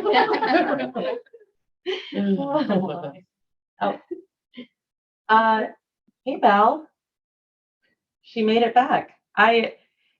Maybe we should go back a step and make sure that Val's captured everything as well. I'll have to dip. It sounds like she did. Val, did you hear what we were talking about? No, sweetie, I would have to, yeah. Step away. No, you're good. Okay, we want to make sure you're on the same page. So real quick, just to recap, we were talking about in a tribal early learning fund, a possibility of DELC retaining some of those dollars to provide services such as technical assistance, professional development, infrastructure, or other needs as requested through consultation.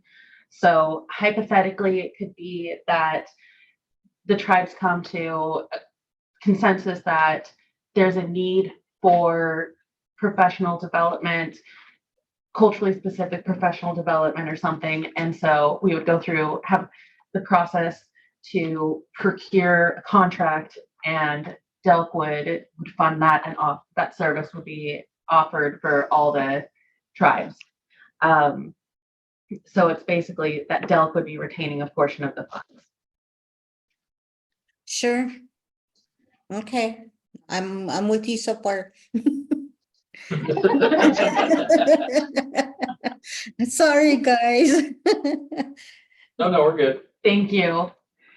And Jemiah says he's in favor of a DELC set aside as well. So it sounds like we're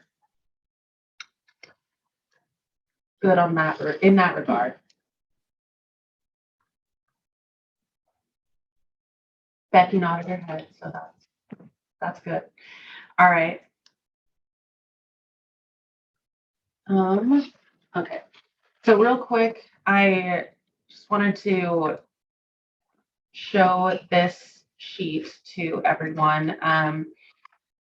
This is the crosswalk where we have our current legislation of what is in the tribal hub, maybe what we want it to be. And I also have in here what ODE's American Indian Alaska Native Student Success Plan rules and statute are, because some of the things that we've identified are really parallel to that work.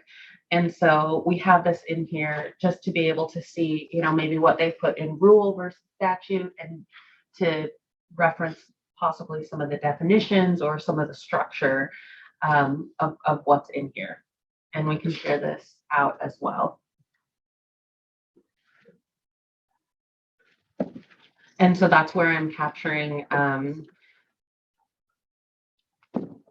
this edition, as well as, and correct me, Alyssa, maybe if this isn't capturing the right thing, but that if tribes participate in other DELC programs, that they're able to access culturally specific training in PD.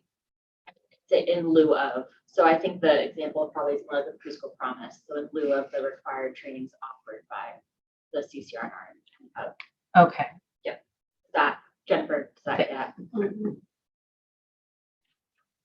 Thank you.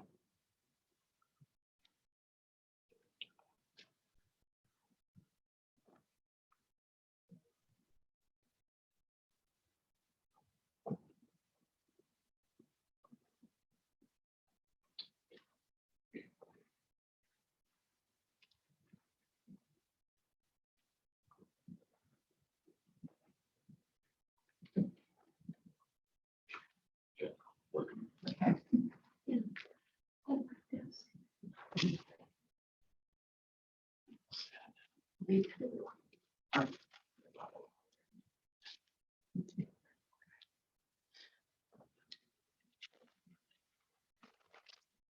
Anyone need more coffee? Nice, somebody in chat. Okay. Angela Fasana in favor as well. Are we in favor of? Adult set aside. Oh. What? What you said? What? The restroom. I didn't know what happened. You didn't miss That's when anything. you missed the most That's important right. stuff. I'm gonna get nominated. No, no, you're great. Usually Okay. by you. All right. I know. Well, how are we feeling? Good, but where are we at? Do we need to get up and walk around? It's 10:30, so what time, everybody ordered lunch? Everybody ordered lunch, we hope. Yeah, when We does couldn't one look at it need to be yet. ordered by Dory? Had to be ordered by 10. I think everybody that wanted it Okay. was on there Okay. Okay. Fabulous. That's great. And it gets delivered by. by 11:40. They don't give you the option for their cute little bag anymore. Oh, cute little bag, there it is.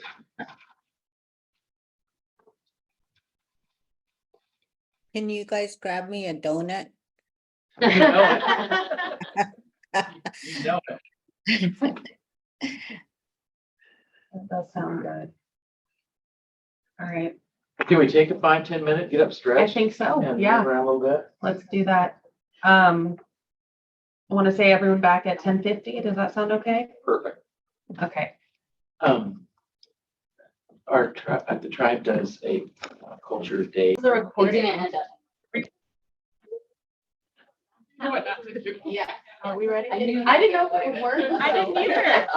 I guess you can start a recording and stop a recording and then I can. No. Because you're close. That's awesome. Good to know. All right. There's a lot of people in this room. Possible that I have nothing. You are nothing. He's someone else's problem now, not mine, so. All right. Well, it got really quiet. Where was our agenda? Ah, here we are. It's crazy how one person can affect really this strongly, isn't it? And we're back. Yeah, it is crazy. Yeah. Give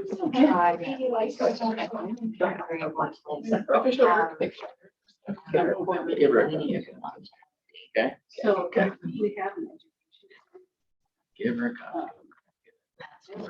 All right. Okay. I have more coffee, so I'm ready, Sandy. Oh, nice. Who's still online? It's just the same people. Everybody is still, yeah, everyone who's there is still. Okay. That's where they're. So we have legislative crosswalk at this point there. Yeah, yeah. So that was that spreadsheet that I had pulled up and shared on screen. To me, And we can go through it without it. and take a look at those differences. If that would be helpful. Basically, all it is looking at what we have now and what ODE's plan is and their rule and statute. So it might be more helpful to kind of look at these as reference cases as we look at maybe incorporating changes in what we want to change the Tribal Early Learning Hub to. And yeah, I know it's not very big, so Okay, so for the group, because I'm gonna dumb this down, because that's kind of the world I live in, right? Talk with my hands. I make it sound. So what you've got up here is a document that goes through and talks about what our current situation is. Yes. Legislatively speaking, what our current definitions and situation is. And where we think we want to go, that's our desired, where we think we want to go. And then the third column is what's out there as far as as a plan that we can use to mirror off of and develop a early learning plan. Right? Does that sum that up? Okay. Yeah. Because- Thank you for making it very simple. Yes. Yeah, I'm just saying, that's where I gotta be. That's where I gotta live. Okay. Yeah. For us. Yeah. Okay, so, this, That is column C, current legislation, what you have pulled out. yeah, that's our first first column there. And so,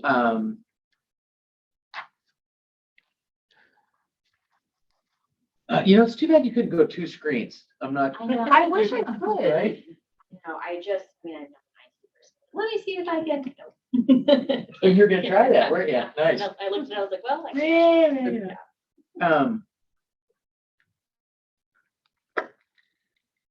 don't know. You can though pull it up if anyone has their laptop. You can also pull it up on your screen as I've got going here. To make it easier to see. I forgot my glasses. Dory, this one went out in the email, right? Oh, yeah, could you print physical copies? Yeah. This was the recent Excel sheet because it wouldn't Oh, work I think in it's PDF. the other tab. There you go. Yeah, and it's gonna be like this too, isn't it? Yeah, So- it was all cut off and the words were mashed together. Let me Print when I did it. Okay. Okay. Here's what we need in Excel wizard. It's the formatting. When you do, I can Print, print yeah. view and then change. the borders. Exactly, yeah. There are two tabs In here.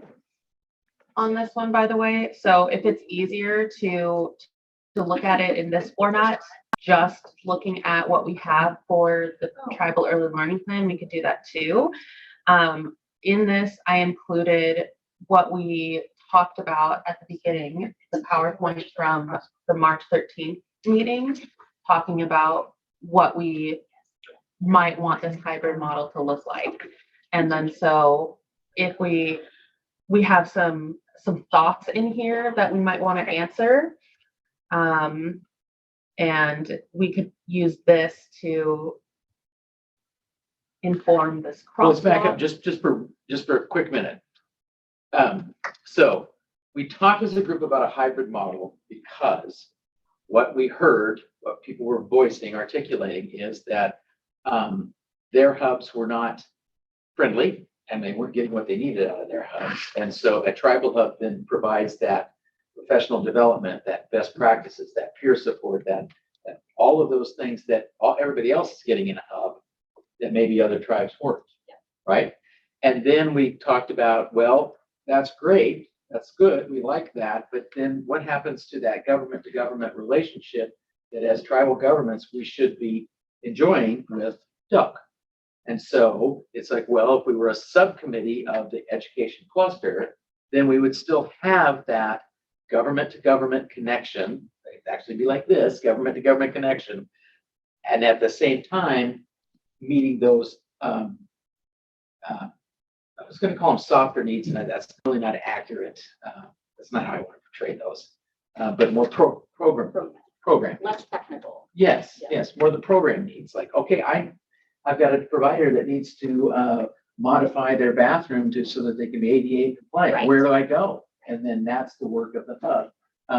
I really would like to fund this project, but where can I go for a grant? That's the work of the hub. And then the government to government piece of it. Give me some examples there, because I was doing real good over here. That is where I think you would say we're having, there could be still some tribe specific, right? We're having challenges with licensing in this area, right? Or we're having challenges with the grant agreements, or this language still isn't working. But I think it could also be a little bit more system wide. And so that's where you all would request, we need TA. we collectively agree that we need TA for this type of support for our tribal Head Start and tribally operated childcare programs. So we're a tribal day government to government, right? We're a tribal day government to government, and the educate and the early learning subcommittee comes and says, this Department of Justice stuff is just horrible. What can we do about Right, it? yes, And that's where that kind of work Yep. is done. Because the hub doesn't really have that kind of right, clout to be able to go in and say, yeah, we want to get this done. Yep, yep. But over here on that government to government side, it'd be like, grant your grant agreement. I was gonna use that wasn't a foul word, but it wasn't a good word. Your grant agreements are not meeting our needs. The licensing requirements are absolutely crazy for Right. tribal providers. What happened to the tribal set asides that we want? Yes, All of that kind of hard stuff that really keeps this side working, Yep. right? And doing the work that we need to do with our kids and our families. This side is the side that gets the dollars that opens the path for this side to work. And Otella as either a hub or an advisory body is surfacing those kind of weedier needs and issues. Hotel is over here. Yeah, with yeah, these- absolutely, yeah. Yeah. And helping bounce that stuff off. Yeah. Yeah, and that is why I know last month you all said ideally there would also be the regional or early childhood providers, in the tribally operated programs, for example, because they're gonna know this specific rule is a challenge, or this particular training requirement is a challenge down in the weediness. Whereas the ed cluster is, we wanna have a consultation about how DELC is licensing tribes. Big picture. We elevate the issues Yeah. to our tribe. Yeah. To our counties. So I just wanted to make sure that everybody understood or knew what we had talked about and what we were kind of grappling with as we try to formulate this and move forward. That you keep calling it a hub Do I- instead of the. slap, slap. So- No. So, Alliance, because we renamed it as an alliance, because we didn't like the hub piece, so we renamed the alliance. Okay. So, quick question though, and to help me understand, why wouldn't we just make ourselves our own committee? And why are we making ourselves a subcommittee of a different, is it because it was already established? Is that why? Yes, Or- that's my understanding. The education cluster is it codified? Is it in statute? And so Why it, can't we just create our own? Why do we have to be a subcommittee? Is it easier that way? Maybe that's a question for you. We can codify whatever we want. What the education cluster surface is the desire to use that cluster model to elevate true consultative requests, so that then the Otella as an advisory body can be in the weeds, but that the subcommittee of the cluster is where some of the formal consultation requests would surface, in part informed by the tribal days. and over here on the cluster, or on the subcommittee side, those are tribal, your tribe approves and Right. says, this is who is going to go to those meetings and has the authority to be in those meetings. Yeah, and speak on behalf of the tribe. Whereas the alliance is not as tightly regulated. Yeah, it's gonna vary, and it's more about informing, but the subcommittee and ultimately the clusters where final decisions would be, if final decisions needed to be made. And the cluster work is typically or education directors and or designated by the director or the tribe to be in that meeting, right? Make sure we'll be accountable. And in that cluster, that's where all of the agency heads like DELC, like PEC, like TSDC, yes, thanks. Yeah. That's where they come, and then we have that direct government to government consultation. So It seems like you're adding another layer. That, making it a subcommittee. but to make, yeah, I hear you. But I don't, and I need guidance here. I don't think you could go into the government to government cluster and just be, oh, now we're here representing early learning.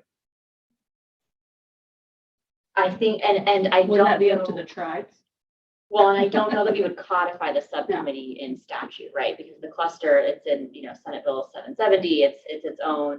So that was more about kind of an operationalization of wanting to have a space dedicated to learning. It isn't necessarily something we would necessarily codify. We could, but I don't think that was talked about with the No, education yeah. cluster. So, sorry, I have a question to go off of that because we have an education cluster and it's LCIS who puts that together, right? The governor's office. Yeah. Well, okay, so my For question is, education. who created the subcommittees though? The cluster. Cluster. There's Or, sorry, Culture who, and who language. created the clusters? That's what I meant to ask. the governor's under Senate Bill 77. Okay, And it's not just education. No. There's a health and human services cluster. There's a lands culture cluster. Social There's services. social service cluster.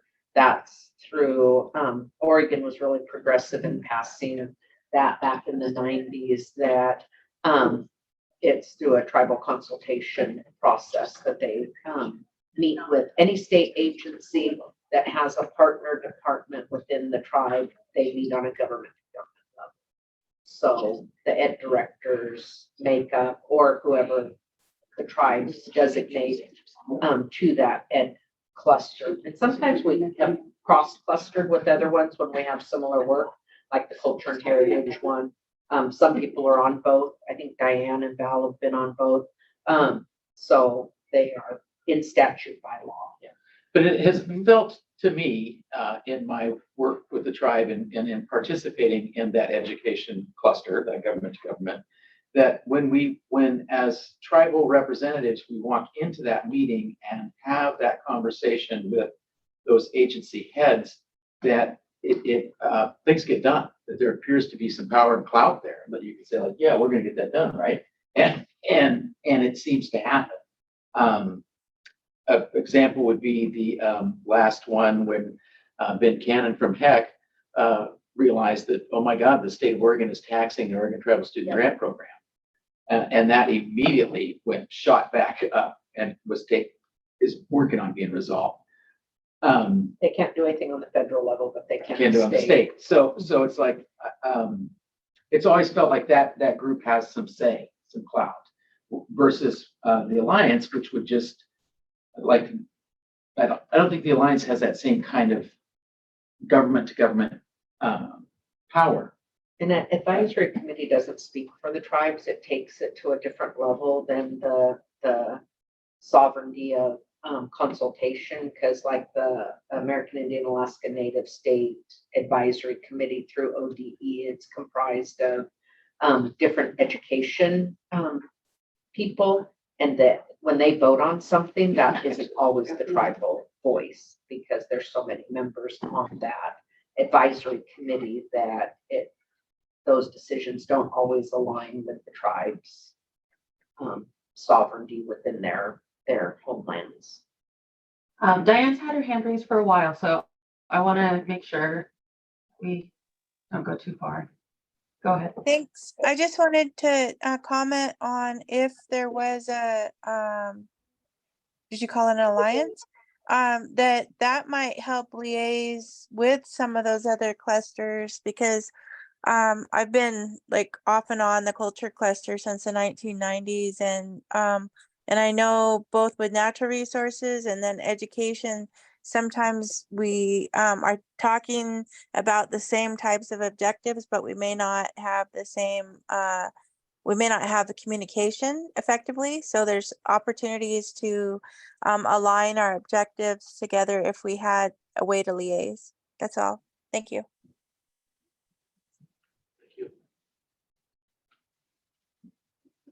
Well, so that's good to know.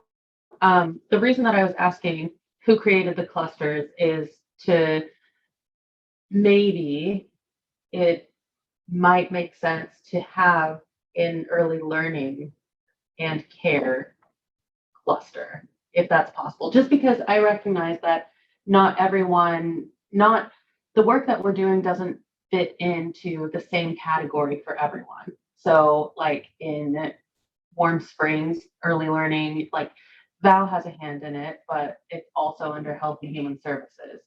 In Klamath, they have an education director and early learning and care director. Is that right? Okay. So she's got her own department. They're right. So they're both directors. So I mean, we want to make sure we have the right group together. I guess is all I'm That saying. would be the tribes. Yeah, the tribe That request, delegates that who would be attend. us.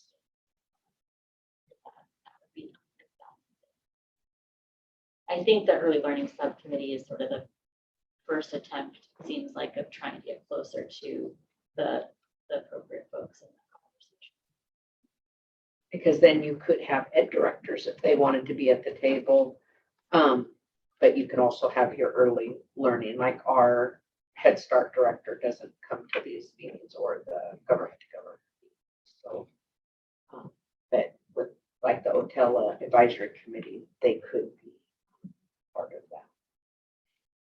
So just so I'm getting this, it sounds like rather than having a cluster specifically for early learning and care, which could happen down the road at some point maybe, where we need to be for now is a subcommittee of the ed cluster because it already exists, and that's where we can elevate some of the more important pieces of this work, and the members of that would be tribally, the tribe would decide who goes there so that we're working with the right people on the state level. Purposes of statute, though, those details can continue to be ironed out. We wouldn't codify this in statute. So I think what does need to be understood is what work goes to Otella as an advisory body, and what of that do we codified while we continue to work with the tribes on the subcommittee structure, and just DELC's consultation with the tribes more broadly. I don't think we need to pull apart. I mean, we will continue to attend multiple clusters as well. I think that's a bigger conversation, and we would want to also be consulting with the tribes in that, not making recommendations at the So give me some examples of what would need to be codified for the Alliance.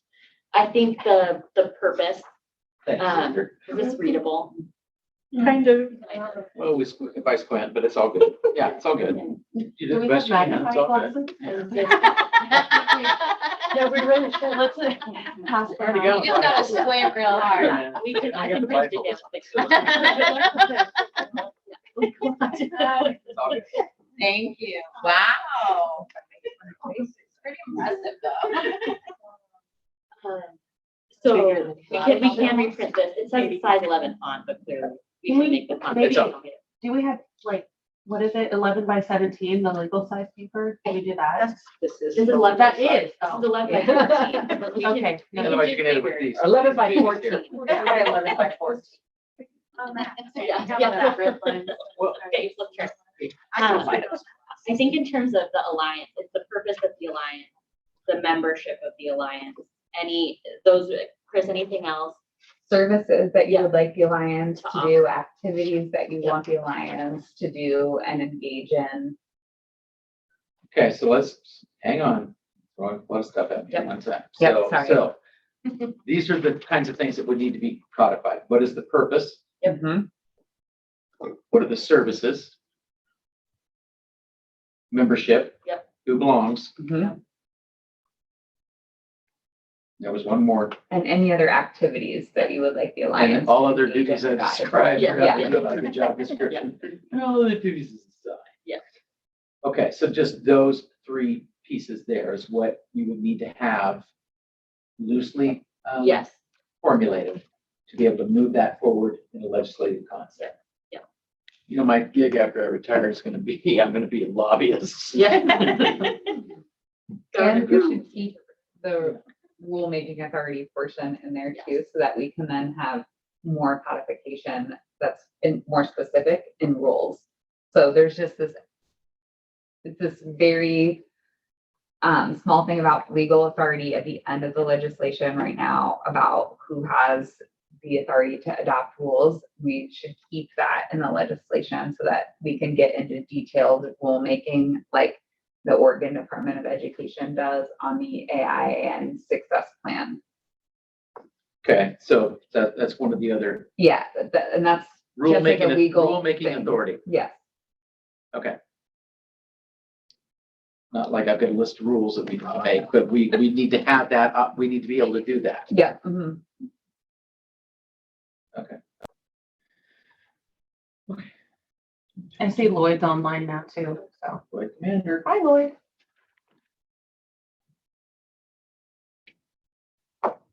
Okay, so that's a pretty broad base. Yep. Right? Yep. So if you were to look at the education subcommittee, let's do the same thing for Sure. that, Yeah. all right? And, 4 categories or less. It could be helpful to. Good. So the first and foremost is that it maintains a government-to-government relationship. Yeah. Right? So G to G relationship.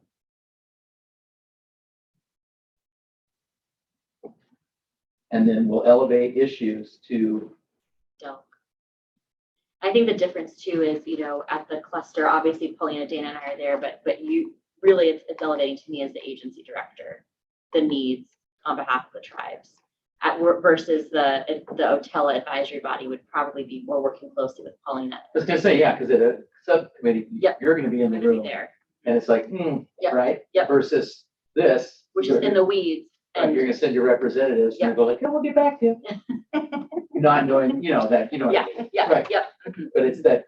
There is a different level. Sure. Yeah. Sure. That makes sense? Yep. That makes sense. There's not. Okay. A simple woman. Next have simple needs. And then elevation. Okay, what's the other, there's gotta be another function of the cluster. Of the subcommittee, excuse me.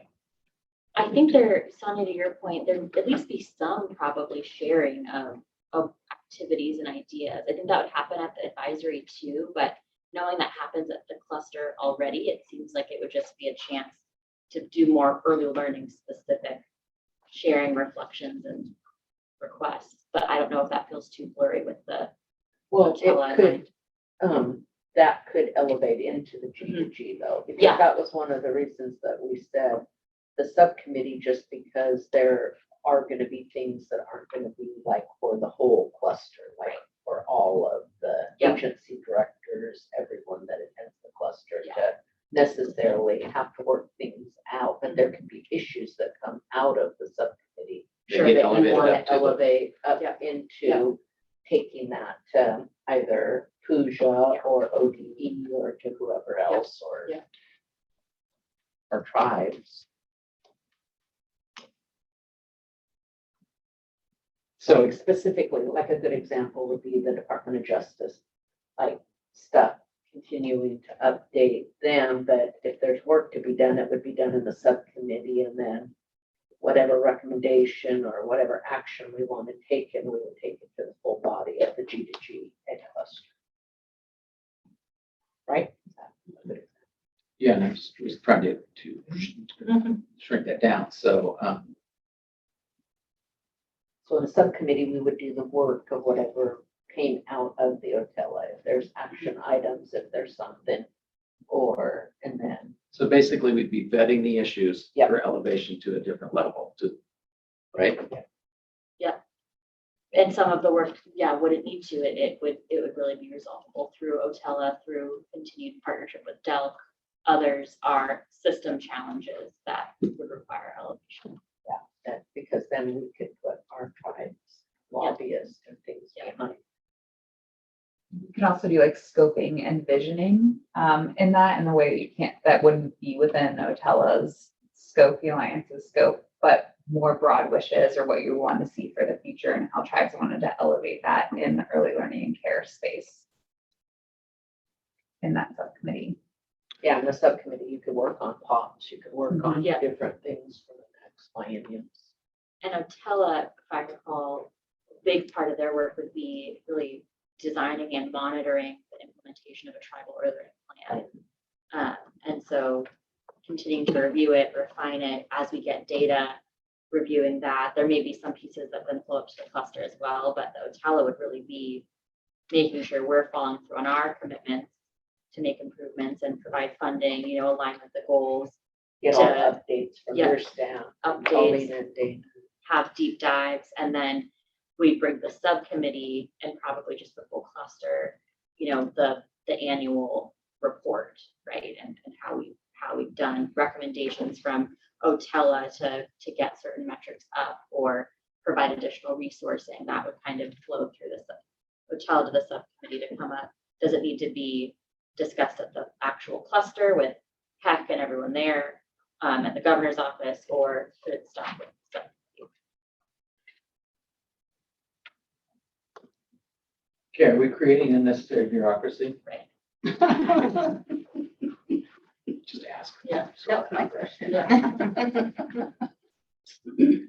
The subcommittee idea came before last month's TAC meeting. It actually came from when Modesta's last meeting. Yes. Yeah, so that Keeping happened. Government to government Relationship.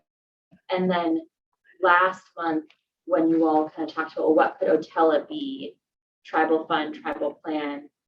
And so I do think there's new information since the idea of a subcommittee was introduced, and we haven't brought that back to the full cluster. That meeting happened after the cluster meeting where some of this started to get thought through.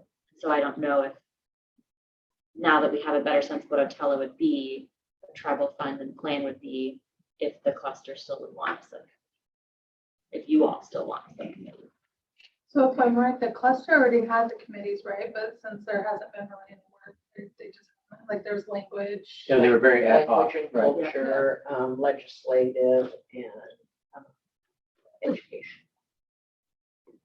So was there, It was, they're not specific, it would be any work and then cluster members that, if we have like language and culture, like, when we did that, it was around the set aside funds. There was, when legislation was introduced, around Senate Bill 13, then the subcommittees, and then, and especially like the legislative one where they would try to get their lobbyists involved. All that work was done in the subcommittee because it wasn't necessary that every cluster member work on it, because not all tribes have a lobbyist that they extend for that work. So there wasn't, and so they would have their lobbyists come and meet and report out. And Umatilla always, CAP would always like bring their lobbyists forward for work.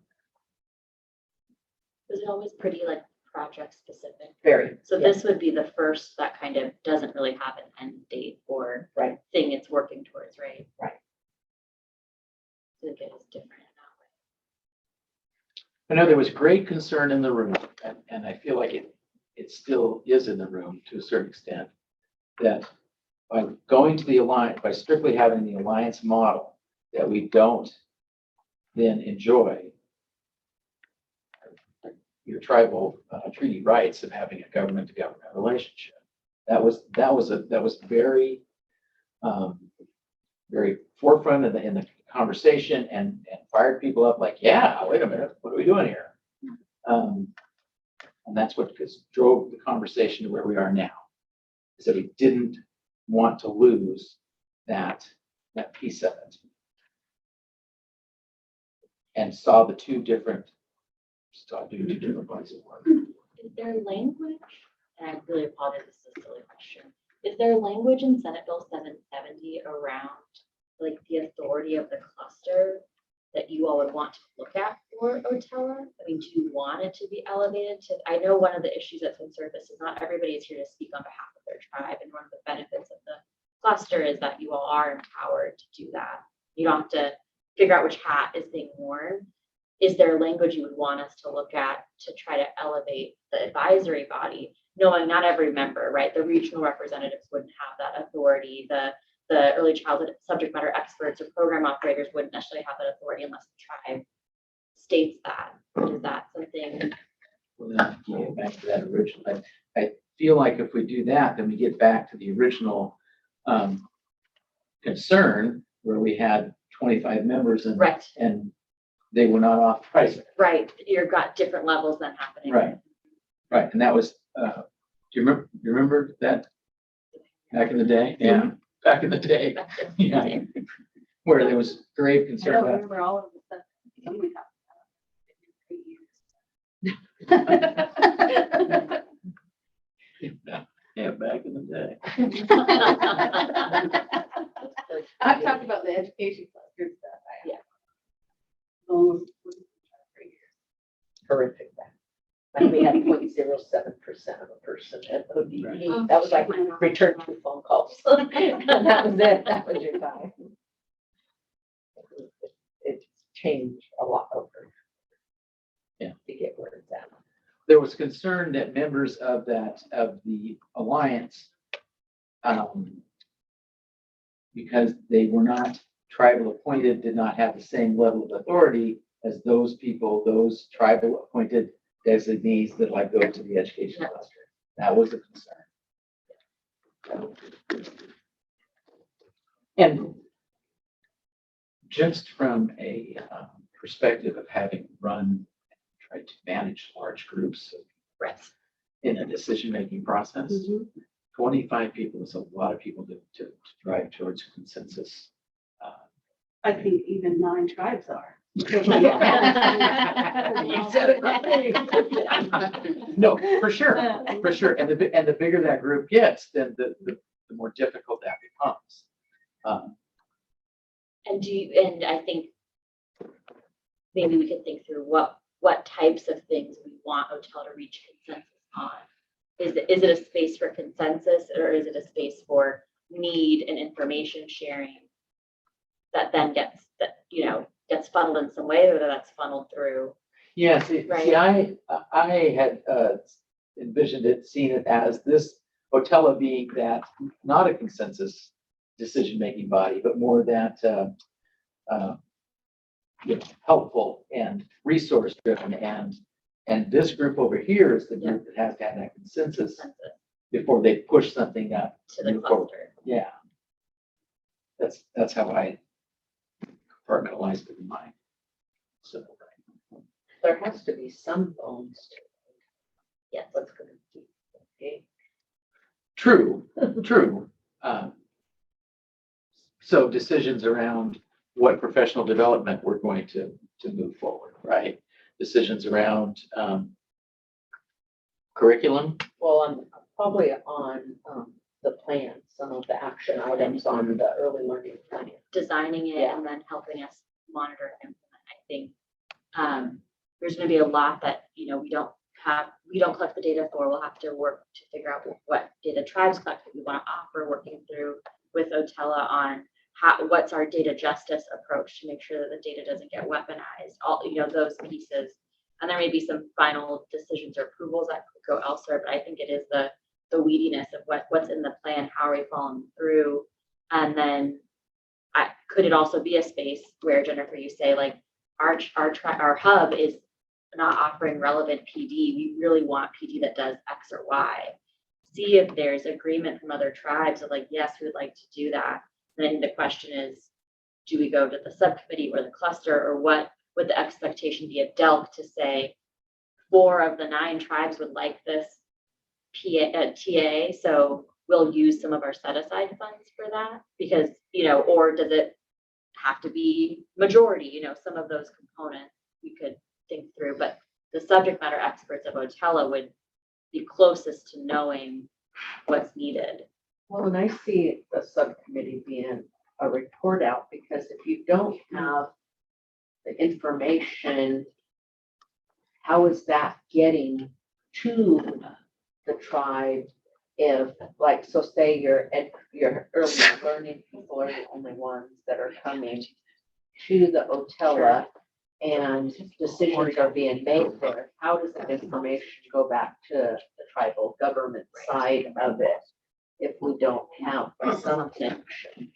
And so it wouldn't even necessarily always be a decision making, it would be a report out, because if like, so say SLEDs, if we just had our education or our Head Start Early Learning Director come to Otella as a tribe as a whole, how would we get that information as where the report out was done in the subcommittee?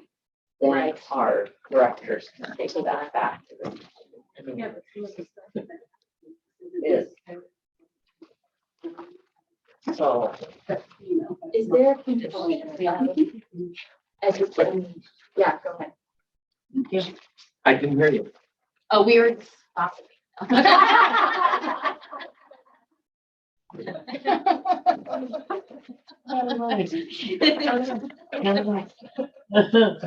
Is there a component of acknowledging the education connection, but also the health and student connection? Is that missing from the structure? Knowing that some of the work actually doesn't sit under education. thank you.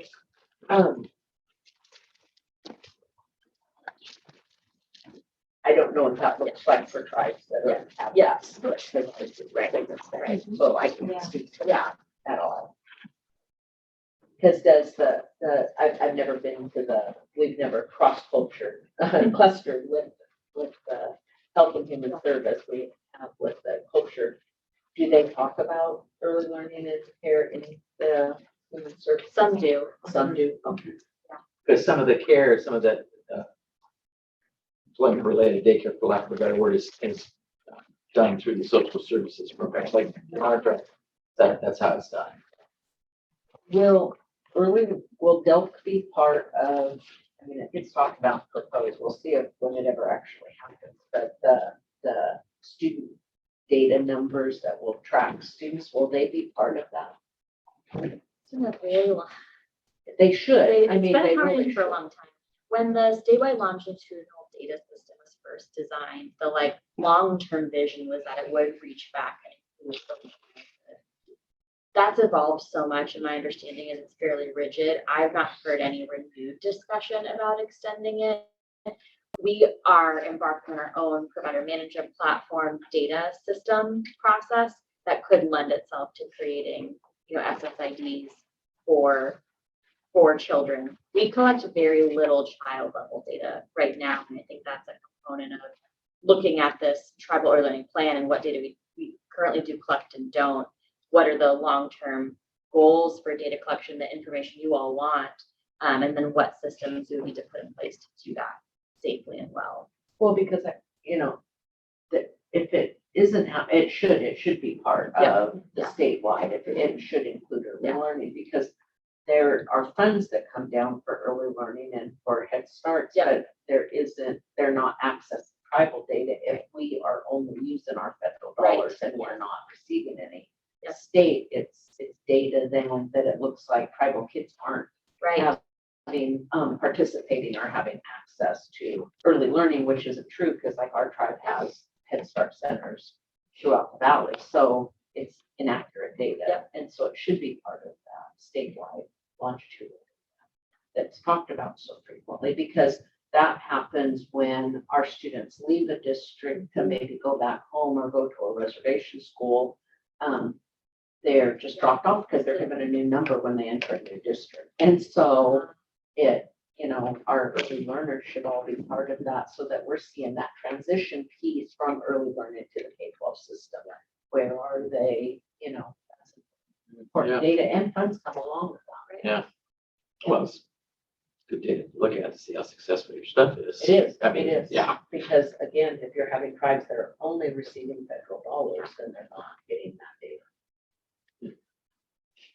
Like our company, no state money that will be used for early. For early learning. What about you guys?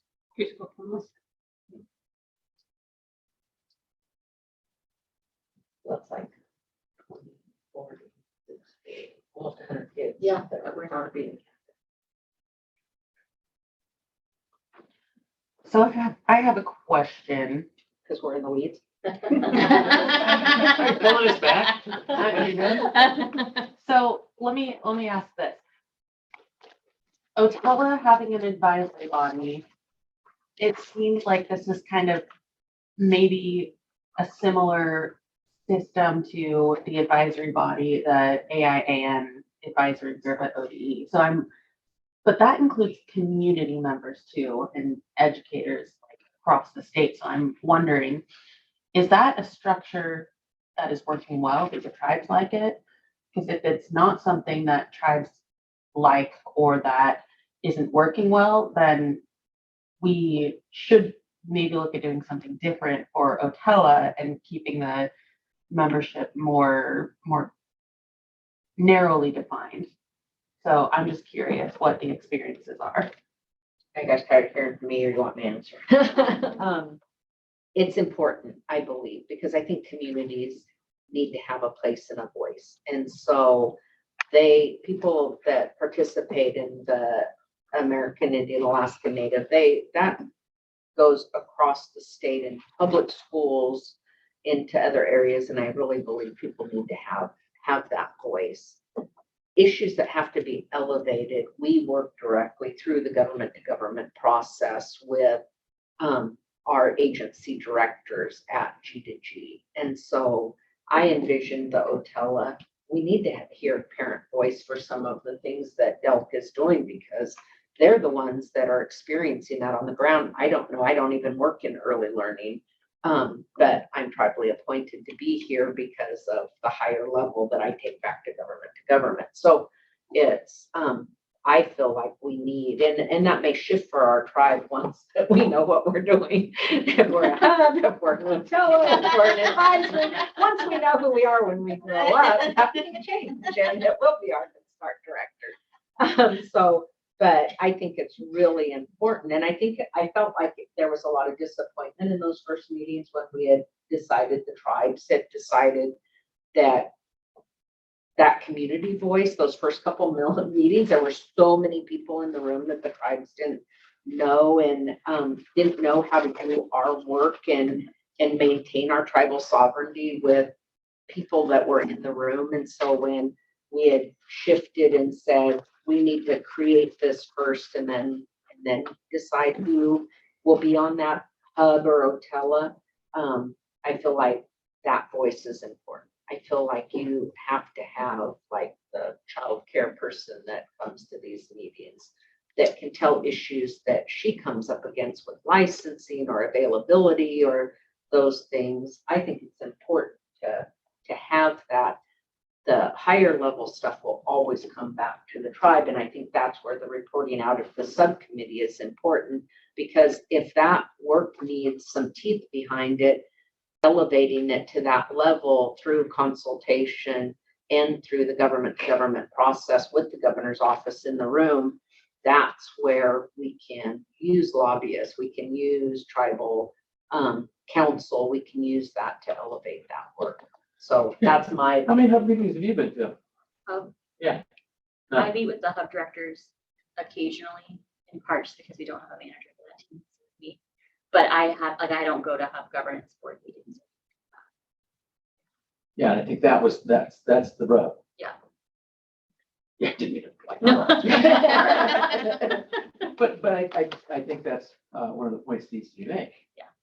And it's not because you don't want to. No. It's because there's 16 hubs. Yeah. You'd be just hub hub meetings. Yeah, and we have the hub coordinators that can be working in, really in the weeds on the issues, and they'll bring up Elevated up what needs to to me, come up. And that will be Yeah, Otella. that would be a telephone. Yeah. That's my I thought. saw Anyone Val else? Any agree other with tribes? Val? Yeah, I think she agreed with the. She said she agrees. We got to get back to our public hearings. Oh. Lovely meeting. This is Angie. I was also gonna chime in, just on the advisory committee. I do think it works well. I support everything Sonia said in terms of the number of people that are on the committee and the representation. But I also think it works well because we have April and her team at ODE. So if we were to lose, the tribal relations office in DELC, then I wouldn't be as confident in that process. But I think the two, as long as we have an office that the advisory group can talk to and bring issues to, then yes, that will work. But if we have the advisory group reporting to the whole agency, it wouldn't. So I just want that noted for like my opinion. Absolutely, Angela, and we want to grow that staff, you know, with Pauline and Dana and job security for them as well. But I mean, we want to grow that because that is where a lot of the work gets done. April's staff, you know, you get very program specific information from her different staff. We could ask DOJ. I was just quickly glancing through the AIAN statute. I don't think it names the Office of Indian Education, it just names ODE. But we could ask DOJ, you know, can we name Tribal Affairs Office just to get from that durability perspective that, you know, if in the future they downsize DELC, that this is the first. Right. That it's like actually no, because we Right. don't comply with statute. So that's something we could check in with DOJ to give that durability.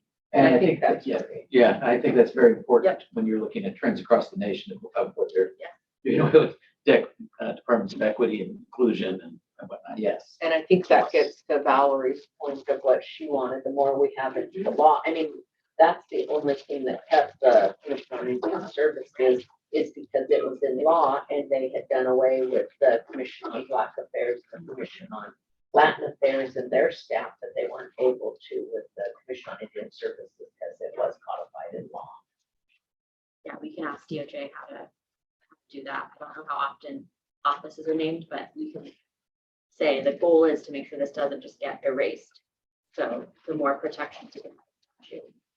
Neither retiring, need to write too much in head. It's exhausting, isn't it?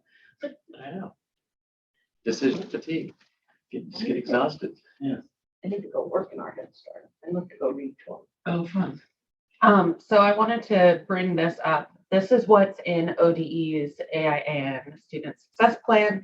When developing the plan, the department shall consult with representatives from tribal governments and from executive branch agencies who have formed government-to-government relations to focus on education. Additionally, the department may receive input from an advisory group consisting of community members, education stakeholders, and representatives of the Early Learning Division, the Youth Development Division, and Higher Education Coordination. So, would it make sense to maybe copy most of this and change some of the references to early learning impaired and maybe change it from representatives of the Early Learning Division to take that and youth development and heck out, or leave, well, I guess heck might make sense, but they're also part of the Gov2Gov. But with this language as kind of a base of where we would work off of for OTELA membership, make sense? Read it again, read it. That's what I Read it again, read it slowly. I didn't want to be the one, but I was like. Give me, I want to get it down, man. Can you zoom in too? Yes. Yes. I didn't want to be the one that's like. Let's just focus on this part.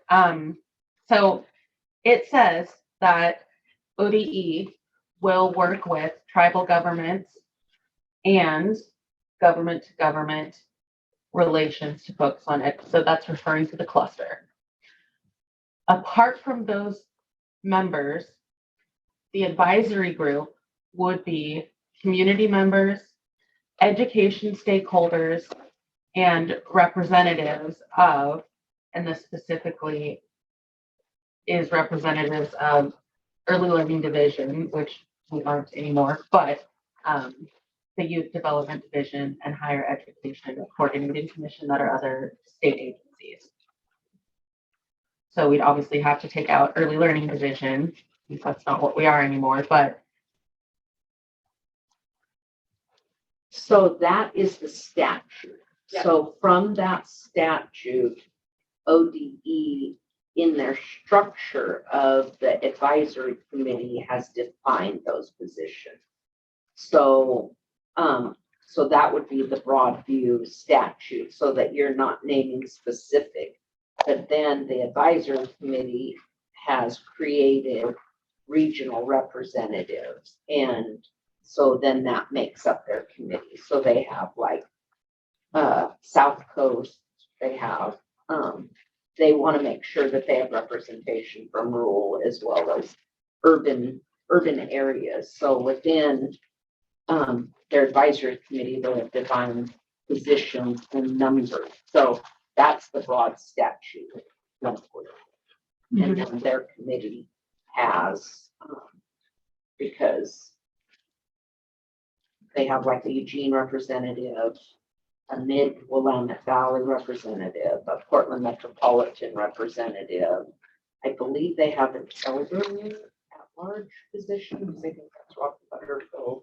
They, so within that, they have specific people that they make up their committee.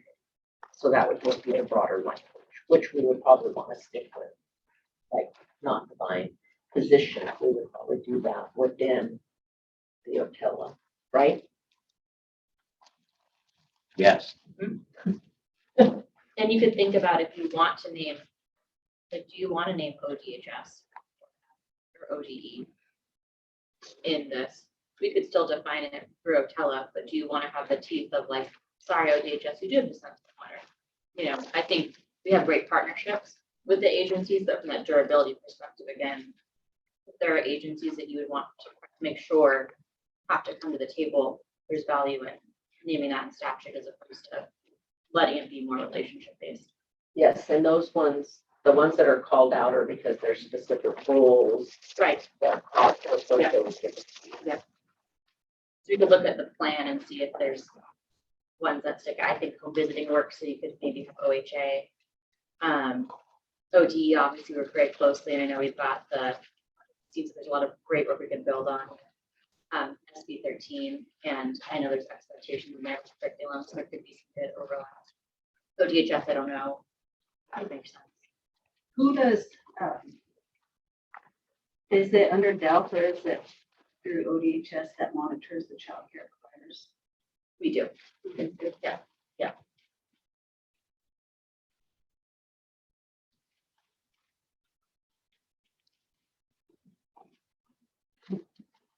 They do look into the child abuse investigations.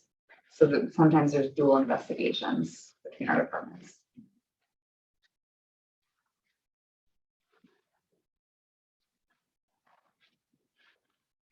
I'm just trying to figure out how to, because we pay providers that are state licensed, but how do we increase the communication as far as monitoring and that kind of stuff? Yep. Yeah, That's what I was so, looking at. yeah, health and safety monitoring, the announced, unannounced visits, that's Delph, and then we'll partner with ODHS if there's a child abuse or neglect complaint, we'll do that with them.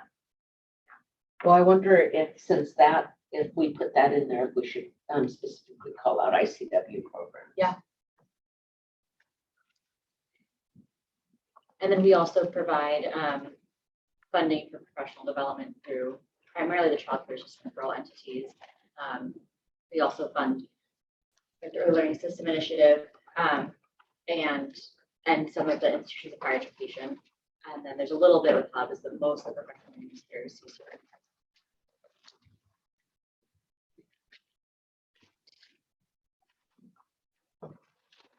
So it sounds like we would want ODE, ODHS, OHA, which speaking in real words, not acronyms, Oregon Department of Education, Oregon Health Authority, Oregon Department of Human Services, and higher educating. Do we want higher education coordinating commission to be called out there? I mean, They help with the professional It- development. Yeah, I was they gonna do, say, yeah, NRPD. so keep them.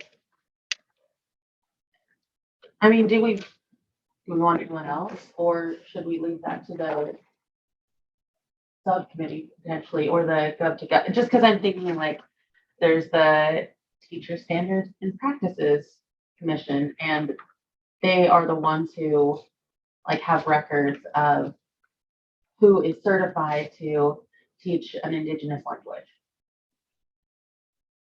So there's definitely a direct connection to what we're doing and maybe creating a pathway for early childhood Indigenous language educators.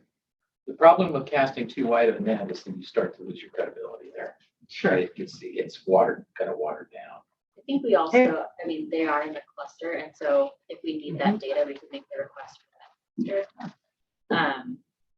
So yeah, I think particularly for the agencies that aren't out of cluster with us, naming them because there isn't that same easy pathway to make a Direct request. conversation. Mhm. I think that's a great distinction right there. The other legal portion I would just point out is that if you list all of these, the way it's written is that these are mandatory representatives here. So if you wanted it to be just who of those groups they would be eligible, you could say input from an advisory group that may consist of. Yeah.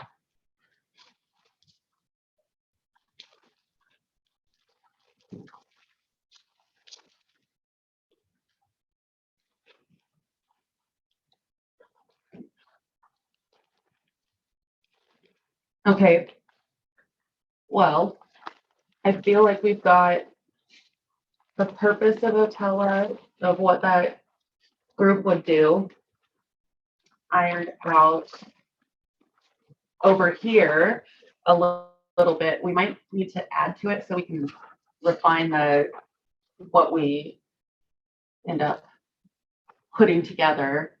Is there anything for the Otella advisory body that we'd like to add to this list of what its purpose is, what it does?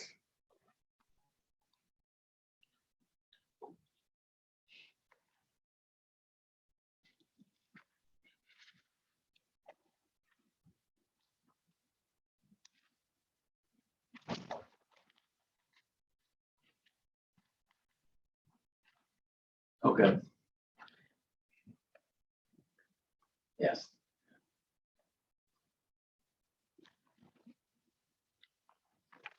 I would like to talk about the include subject matter portion.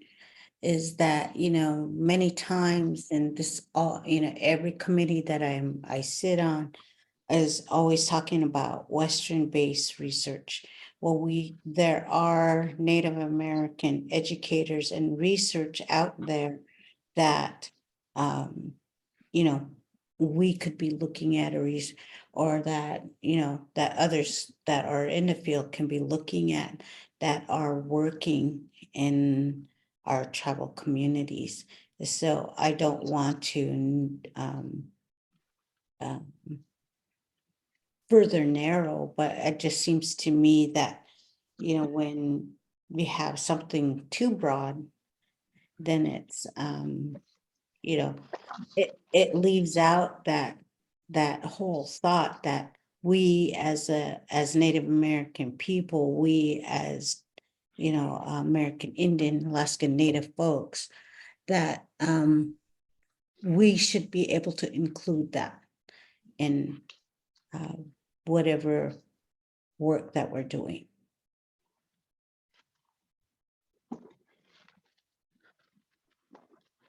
So subject matter experts to include NAA, NA. Yeah. AIAN. Yeah. I had to think it through. I just throw the stuff out there. It's up to you guys that makes sense. Valerie. Thanks, buddy. I'm teasing. Why, well,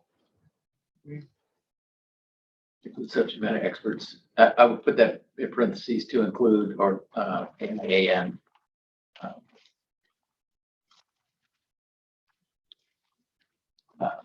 don't want to say providers because in this context, providers means like kids. And that could be, yeah, we could work, if the intention is providers, you could name that and then work with DOJ on, what's the right Word. language.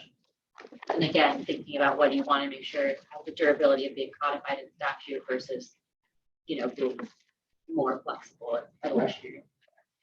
okay. Well, maybe it can say providers / educators and/or like those working for tribal governments or working in early learning and care, early learning and or care. in tribal governments? I don't think it's a word, I think, is that the universe, and then we can figure out so, you want to have those providing services in community who are both AIN providers and or serving Native children.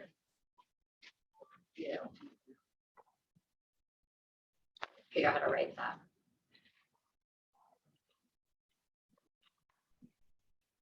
Okay.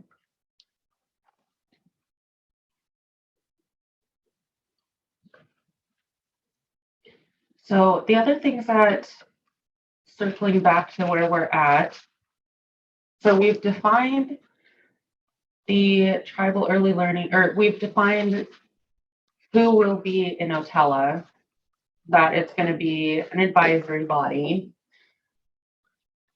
We haven't defined tribal early learning plan. And I mean, maybe we don't want to because we're still discussing, and maybe we should just look at what we have for tribal early learning hub and dissect what, maybe if there's things we want to, the essence that we want, anything we want to keep or scrap. Because the tribal early learning hub, the definition in statute means an entity designated by the Early Learning Council in consultation with the Tribal Advisory Committee to coordinate early learning services provided to the tribal communities of the state as determined by rules adopted by the Early Learning Council in consultation with the Tribal Advisory Committee. So reading that, I know, I'm dumbing it down. Sandy, before you do your thing. So an early learning hub is an entity, I think is the key thing here. An entity separate and distinct from the early learning hubs. And so when it's saying it's an entity, it's not just a group of people doing work. It's something that has to actually exist and be named, right? Like, help me out. I wonder, Dana, rather than undo the tribal hub, if it's more important to focus on what we want to define the tribal plan as being. And so looking at what's in the ODE statute might be a good starting point, because that seems like it's the majority of their statute is what has to be in the plan. And it's pretty high level in terms of the advisory body. Okay.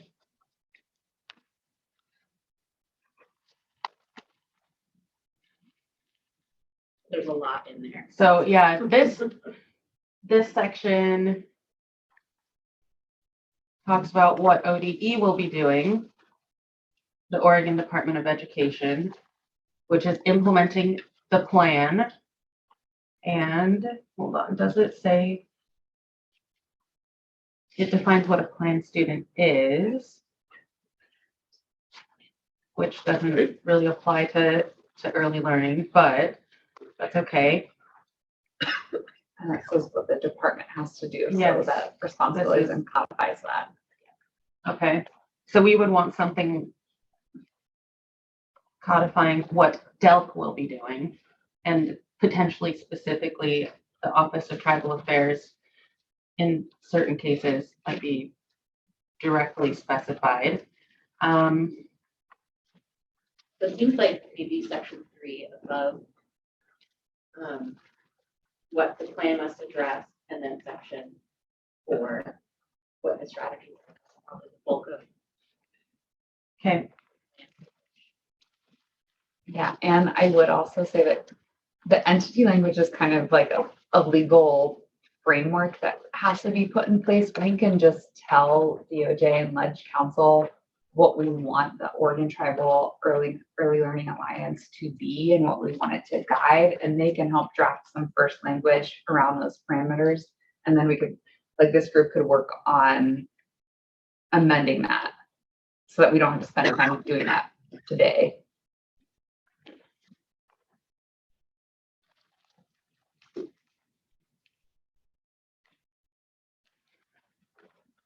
So in sections 3 and 4 of ODE's AIAN Student Success Plan, the specific things that are called out that ODE would do and the plan would do is to address disparities. Oh, my computer's got low battery. Address disparities by plan students. So we could probably keep something like that. It talks about the historical practices leading to disproportionate outcomes and the educational needs from early childhood through post-secondary. So we could do birth to 5 or something, or birth through kindergarten, up to kindergarten. Usually. Or through, well, okay. So I guess that's a good fine. thank you. Right. What can we do? Can we do birth through 8? It can, it'll be limited on the through 8, like 5 through 8 will be limited more on the childcare licensing, I would say, because our programs only go up through age 5. But we do serve children up to age 12 and up to age 17 in certain circumstances through ERTC. So I think that would work. And as we go through the plan, we would just have to define where our authority ends. And I think that's another reason why it's good to have ODE, for example, on the body, because there's so much kindergarten through 3rd grade coordination that needs to happen. This could force some more, intentionality around that.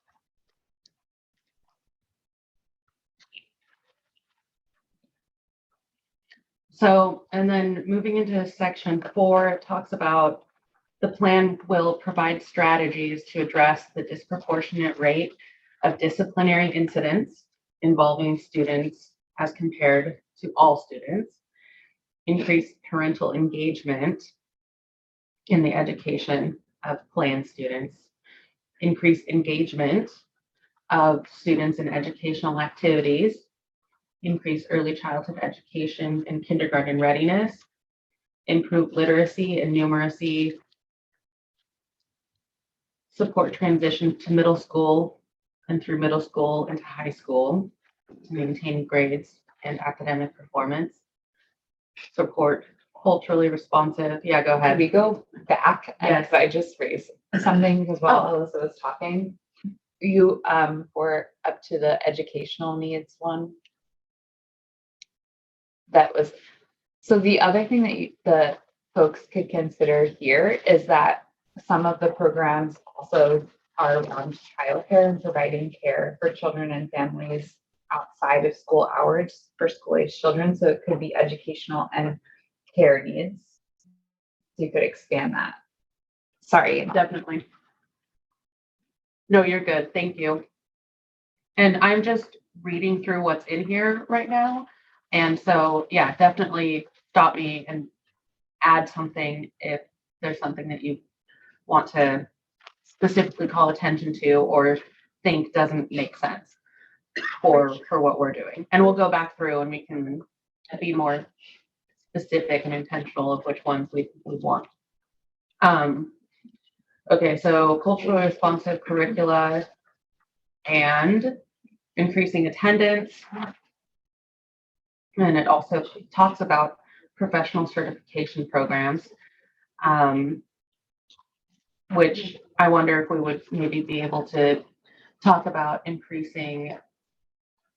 talk about the attendance, and then in another section, talk about like professional development and certification on that end. Increasing attendance in post-secondary institutions. So that one doesn't really apply for the 0 to 8 population for what we're doing. But Maybe Dana, we go bring it to 5. Let's go back to the top and just say, are we keeping it as is? Modify. There's obviously some like transition to middle school, right? We probably doesn't go away. So maybe go through those and then see what's missing from our plan. So I think section 3 or 4 is where it's listing, and then we can capture changes that you all would want to see from what ODE has. This would be about the purpose of the plan is this one, right? Mm-hmm. Yes. So the plan would address A, disparities experienced by plan students in every indicator of academic success, as documented by the department's statewide report card and other relevant reports related to plan students. We don't have that, so that part would have to go away, but Is there something else that should be replaced with though? And I also wonder, this feels like it's framed in kind of a deficit mindset, and I don't know if you wanted to modify it to both be a positive right asset thing and more appropriate for early learning. Because it seems like it's close to what you all are trying to do, although academic success may not be the right term, but I also think leading with disparities is deficit based, but that's just my perspective. But we can change that if there's I don't know, Cindy, what's our just like say out loud why we want a tribal plan? What are the hopes for having a tribal early learning plan? And then we can make it, DOJ can make it sound official.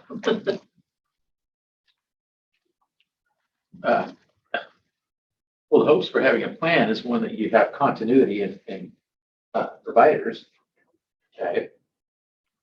That we increase the opportunities of access for tribal kids.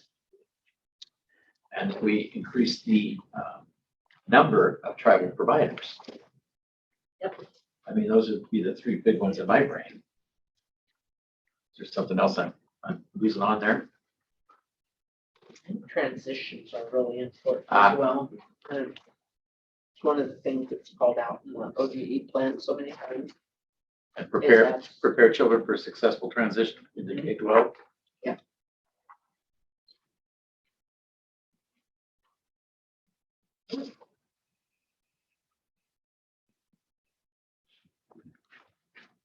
We can massage that to being more about like a future state of what it grows to become.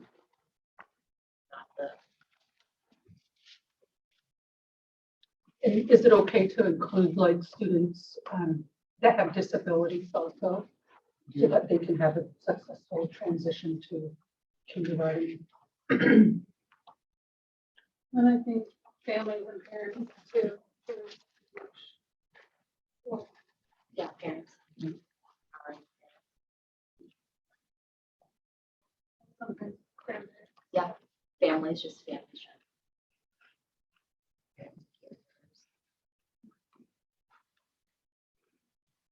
In early learning, you're hearing more about suspension. Yeah. Yeah, the programs as well. That's about your work too. You know, unless you're, I believe your letters, I think folks can be expecting. But there is a ban on suspension and expulsion that will take effect in 26. And we're developing resources in the community to help mitigate and provide support. But I think as we think about the tribal early learning fund, you know, wanting to work with you all, is it making sure we have a set aside of our suspension expulsion prevention dollars? What kind of constraints should that put on you all to use them versus saying that's not what use of the fund? Valley's leaving for lunch this day. Thank you, Val. thanks, Val. Bye. And Dina, I would just note, I think this is, it probably is for the plan and the fund, but just note this is for the plan right now. Mhm. Thank you for 5 to 10 action. Yes, definitely. So I had a question for Sandy. You said continuity for providers? That's what I thought I heard you say. And I just want to make sure that was right. What did you say? There's continuity of practice. That's what I said. Of practice?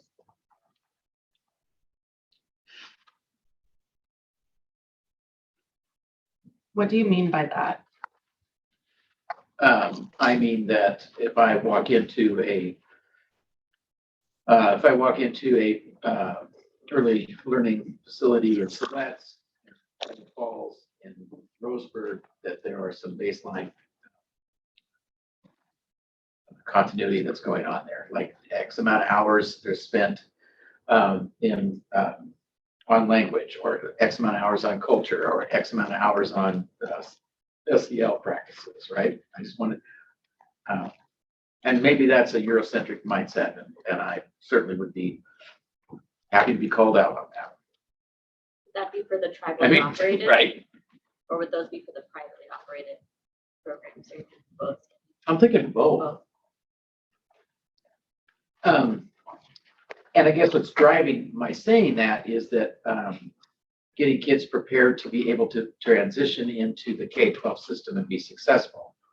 And so I just feel like there's maybe some baseline continuity and practices that need to occur to be able to launch those kids into that K-12 piece.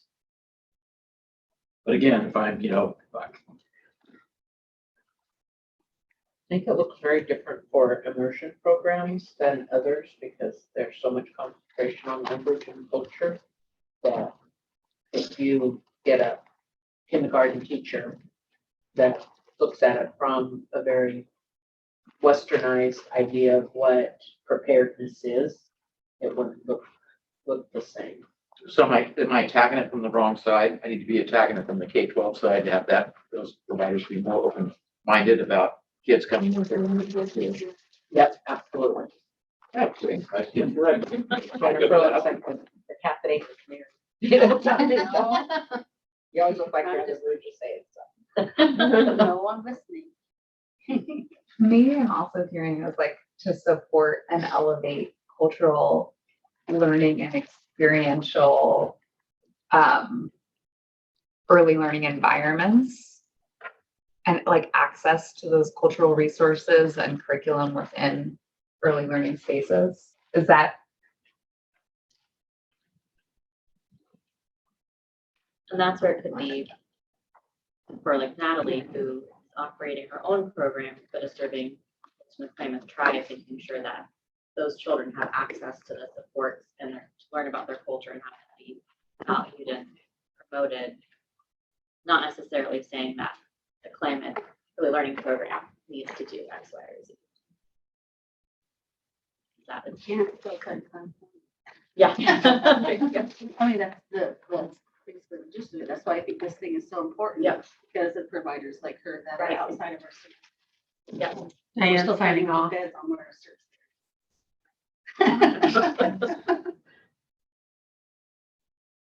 I mean, that's a big CCDF thing. Yeah.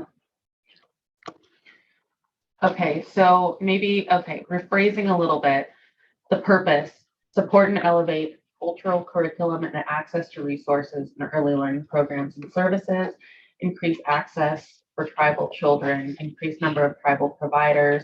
That should probably say providers and educators.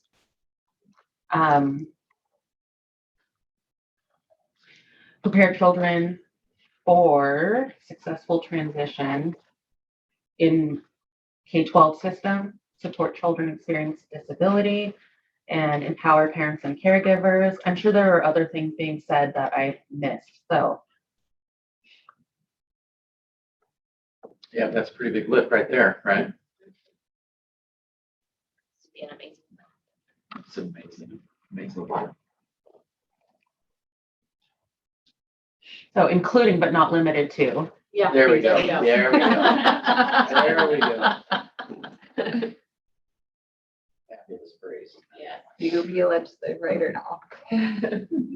Wonderful. Thanks for your help. Okay, great. So that's what we want to say the purpose would be for. And Alyssa, you mentioned that this is the purpose of the plan. And so when we talk about purpose of the fund, how would we, that the purpose of the fund is to support those activities? Is that all we need to say? I think focusing on what the plan is going to do first, and then we can, we'll need to work with DOJ on how do we say, whatever the plan outlines, we've got the broad brush allowable uses in the tribal fund that we talked about this morning. How do we name a potential set aside for Delk's Tribal Affairs Office? So we'll need to work through the details, but I think making sure we've got the plan well defined will then help us have the conversation with DOJ about making sure the fund supports all those activities anymore. Okay.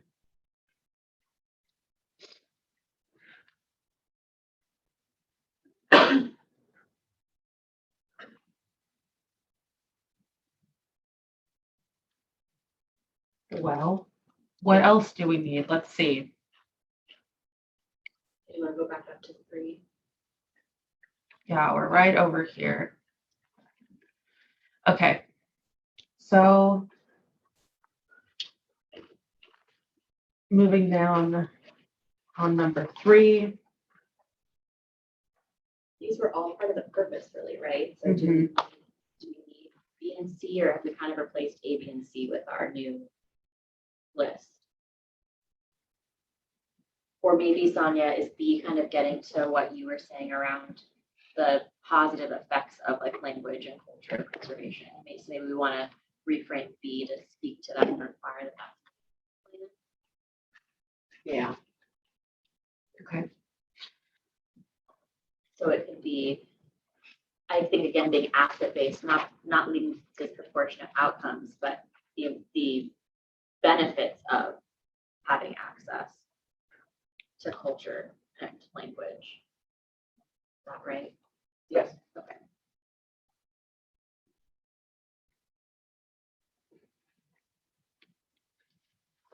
Like relating the plan to the fund and like the work of Bill, you think it would be equally as important to add something of saying, like to help the tribes through sovereignty meet those educational goals and outcomes for their tribal members, which would then tie it to the direct set aside. Yep. Yep.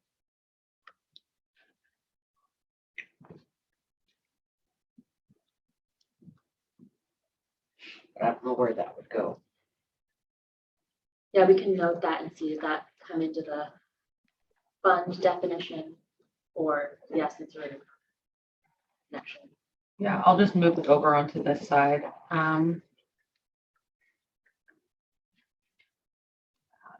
Oh, yeah.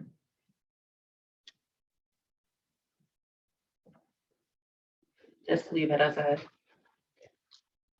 what is it, a dangling participle? I know that's not what it really is, but that's how it feels. Okay, so,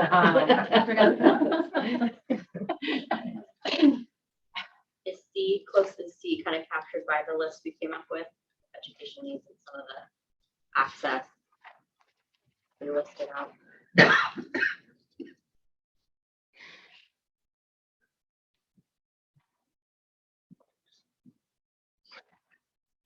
I mean, I think it might be important to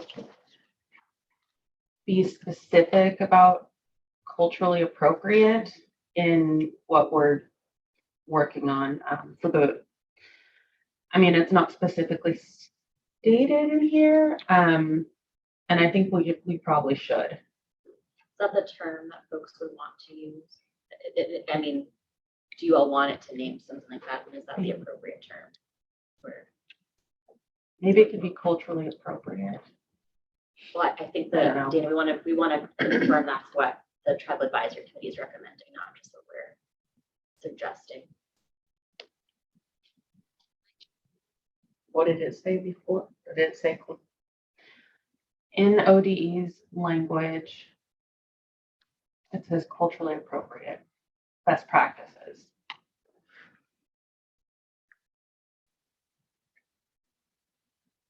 I have no problem with that wording. Yeah. Goes for culturally appropriate best practices. This is also a spot where you could add and care, because educational doesn't always also include care things like boards or moss bags. But if you expand to care, it also includes those things.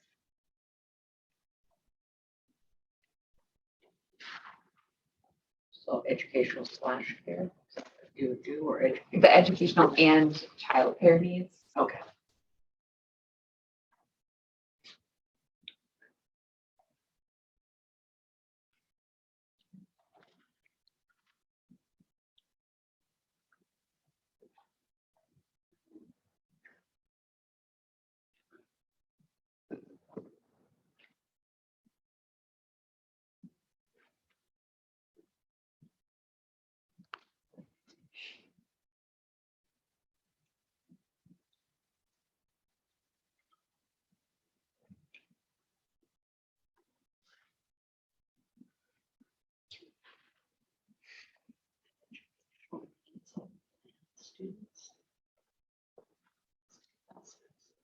That is what that says. Yeah. Yeah, it's an interesting way to refer to the students that you're talking about. Yeah. The children, yeah.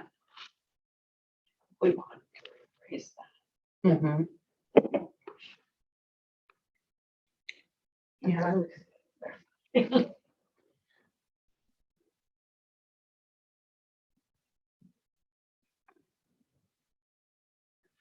Is it educational and developmental?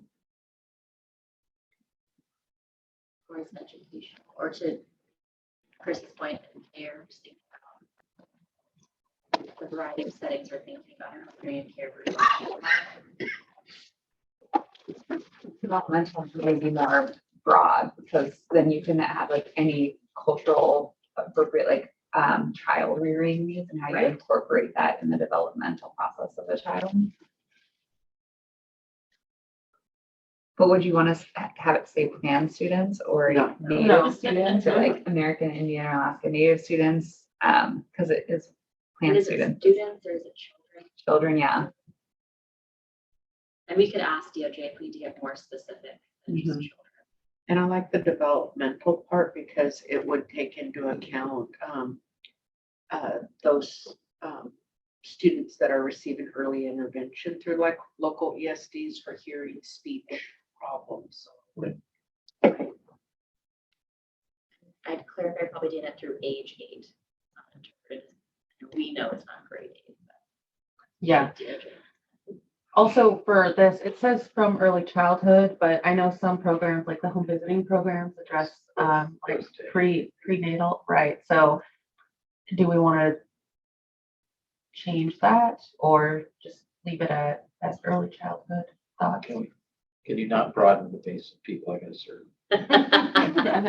You don't want more work? Job security. You're never gonna retire. We're gonna keep you forever. I think these should be birthed through. Some expected mothers. Not in the education program, in social services, yeah. But Ours not- isn't, our social services well are. They do prenatal through 3. Would you want to say? I mean, my thought process is if we limit, like if we say in statute it's for birth through age 8, then the funds can be used for prenatal, and we don't want to restrict it in that way. Not give people more work, but make sure the funds can. Right, keep it be- open enough, broad enough base. Yeah. Sure, yeah, prenatel's good, Okay. yeah, it's good. On the other end, I only said through age 8, that's the definition of early childhood. Sure. But is that what we want to put it in there? Do we want that in there? Because I serve kids all the way up to 13. Right. Yeah, I don't have an answer for like whatever we want it to be, we can put in there. I mean, We have authority at age 12 and up to age 17. Yes. So we can, For special needs. we can go wherever. Versus the Early Learning Council's Raise Up Oregon plan is birth to 5. So we could just make it as broad or narrow as you all want. To Dana's point, it's just going to impact really how funding could be used. So if you want the ability to use it for kindergartners, then the higher up the age, more flexibility. And we need to caveat where we're starting to get into ODE territory and things like that. Do that, that's I'd keep it at 8, isn't 8 the clinical break or the? Yeah, so we were at 8, okay. please. Good.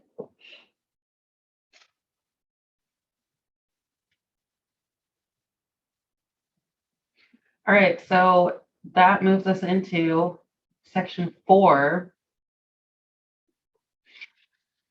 which are the strategies that will be addressed with the plan. Look at the categories we created in the plan to start. Would that be helpful, or would it be Yeah, better sure. to go through line by line with an ODE? No, let's look at the categories. Yeah. That makes more sense. Get on a meeting. Not until like 10. I just need to make sure I'm connected. a couple consultations. Is it over there? It's called slots, yeah. We could have phone everybody. Oh, okay. Oh, you're so funny. Okay. There's.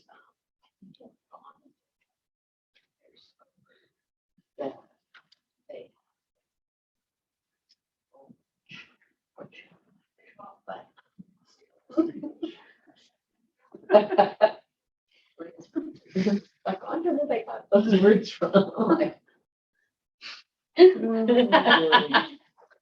oh, Lordy. Yeah, right. Okay. Lloyd is going to lunch, so our group is dwindling. So we only have 34 minutes left. We can do We this. can do this. We can. We just need to let's think of strategies. That's all. Can you make note that where it does reference plan students that we change that? Mhm. Yeah. That is a weird term. I'm gonna take that to the group. Oh, plan students. Yeah. Absolutely. Huh, that is kind of an odd way to bring that. Yeah, like they belong to the plan. Yeah. Not a true one.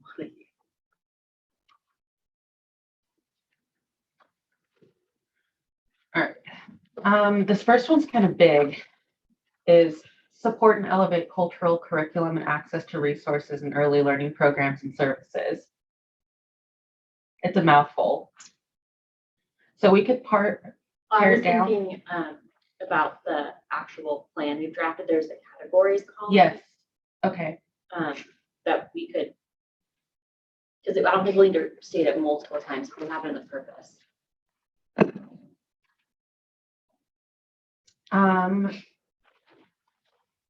So what we had was the objectives, actions and metrics, and then outcomes. So the objectives feel like probably the strategy corollary. These are the ones that Jonas with that we reviewed Oh, together. Gotcha. So, for example, language could be must include strategies to improve tribal access to programs. What's the statute? That might be- Jonas Wilson. Did you meet with him? Yes, he said he does. He's probably in therapy.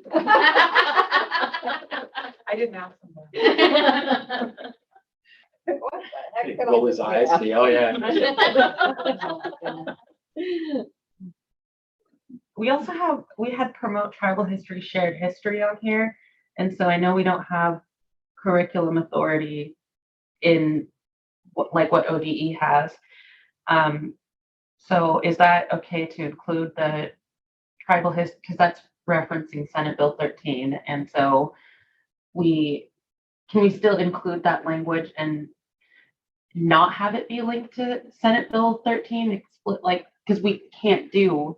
Yes, The because you curriculum. can fund and promote the use of tribal and shared history in access to DELC programs, and DELC programs can fund that and allow the flexibility to fund that. Nice, okay, yeah. And some of the tribes do have, and I know that we will if they're not already up, early learning. Preschool Head Start lesson plans. I'm gonna say a lot of our K1 could easily be down to, and is in our preschool, so. Grand Non has 3 new preschool lessons posted if anybody wants to look on our curriculum Oh, page. nice. We want to copy your new governance book. It should be a shell, Angela. That's an Angie Blackwell. She that was her thing. Wonderful. So I'm not sure about this one though. Oh, successful ecosystem of support, tribal and state agency consultation. That seems like a DELC thing, not part of A plan thing. the plan. Yeah.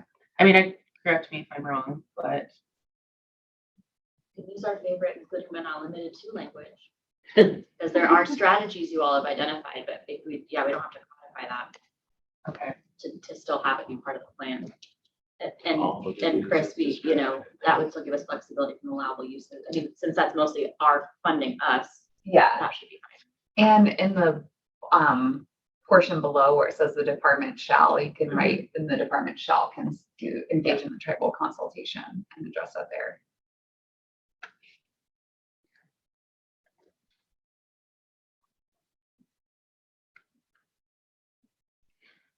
Okay.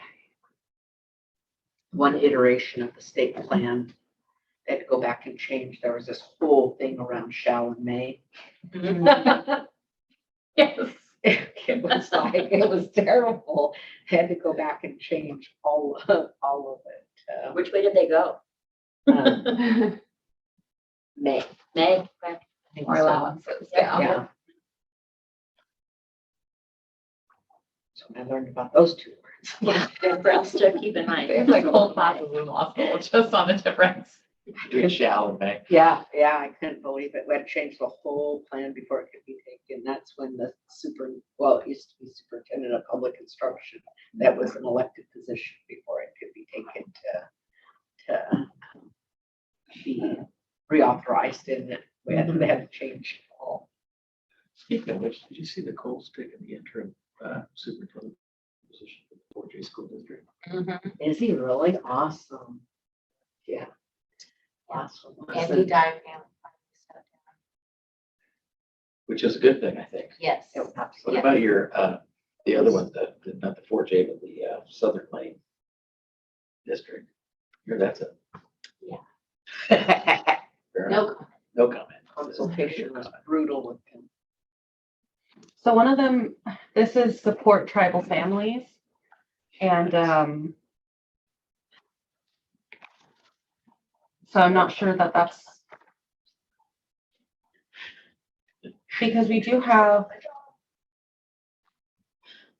improved student outcomes and promoting tribal history, shared history, improving access.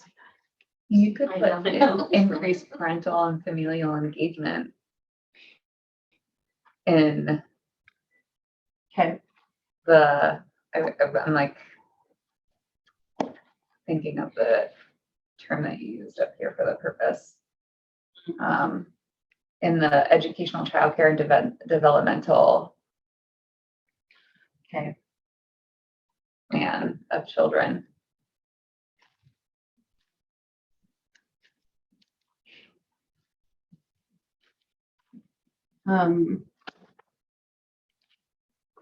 The other piece about DELC honoring and recognizing the sovereignty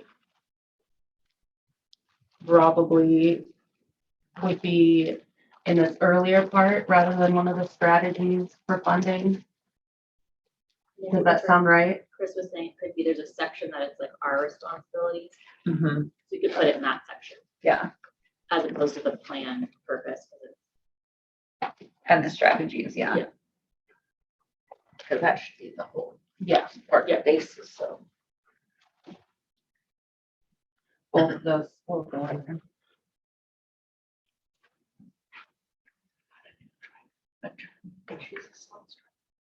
She's our staff attorney.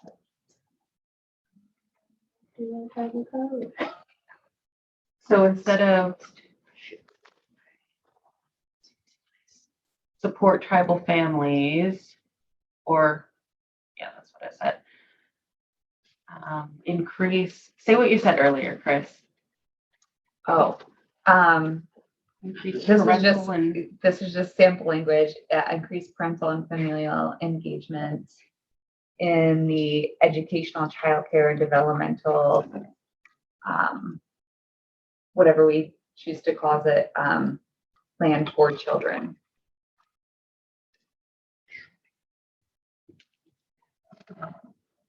so that's the only one that doesn't directly match what is in the crosswalk. Does that sound okay to everyone? Or a strategy that the plan would fund? And if that's replacing the support tribal families category, right? So Yes. there's already a strategy, it's just we're changing the name. Mm-hmm. Right.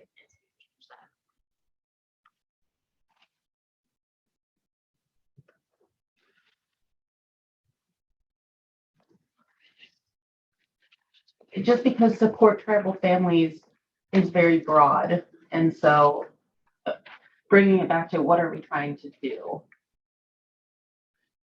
Because support tribal families could mean that we're just giving money, like, I mean, technically. Or you could just what's patting that? them on the back. I mean, it's right, they're there, right? Does there need to be similar thinking to support tribal early learning providers? Does that need? Is there a increase or a similar verb? In that one, should it also include transition? The last one, Yeah.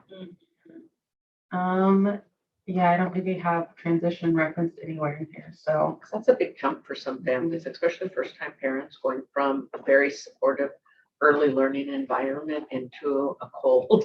K-12 system, you know, that's a big change for some people. Like, no, all of a sudden teachers don't like you, want you in the classroom. Right, right. That's what happens to our families. Should it be transitions, It's true. just transitions? It is, it's what Just happens. transitions, because that could be pretty broad. There's a lot of different things, even like transition into childcare, like for a kid who hasn't gone, it'd be really hard. Were you gonna say something, Chris?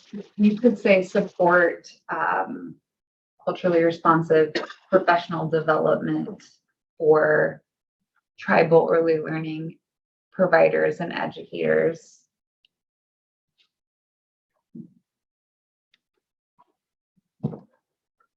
Would that allow like scholarships to higher education too?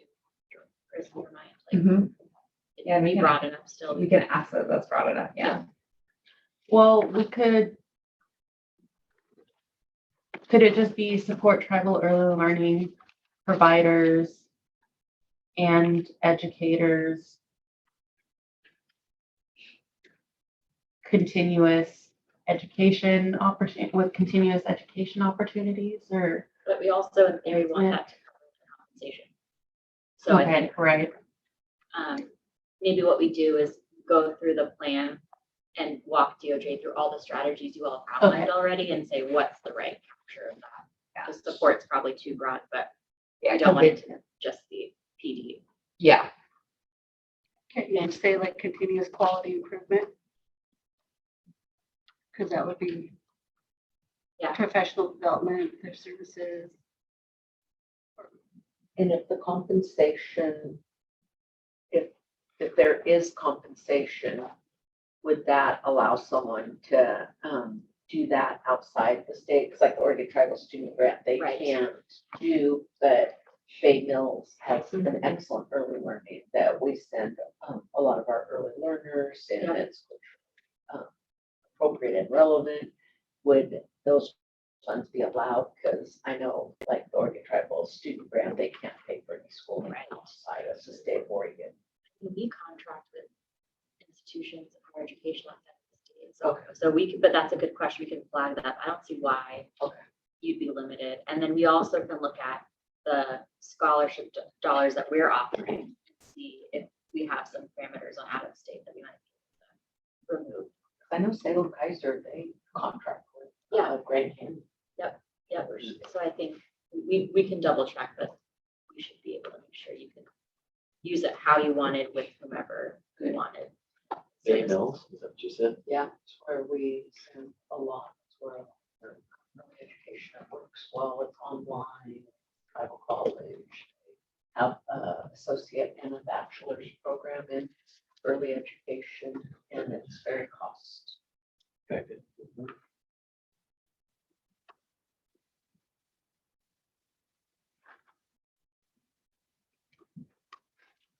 a good program. And my students that have gone there for their associates didn't have any problem getting into a public university here, so the credits are transferred.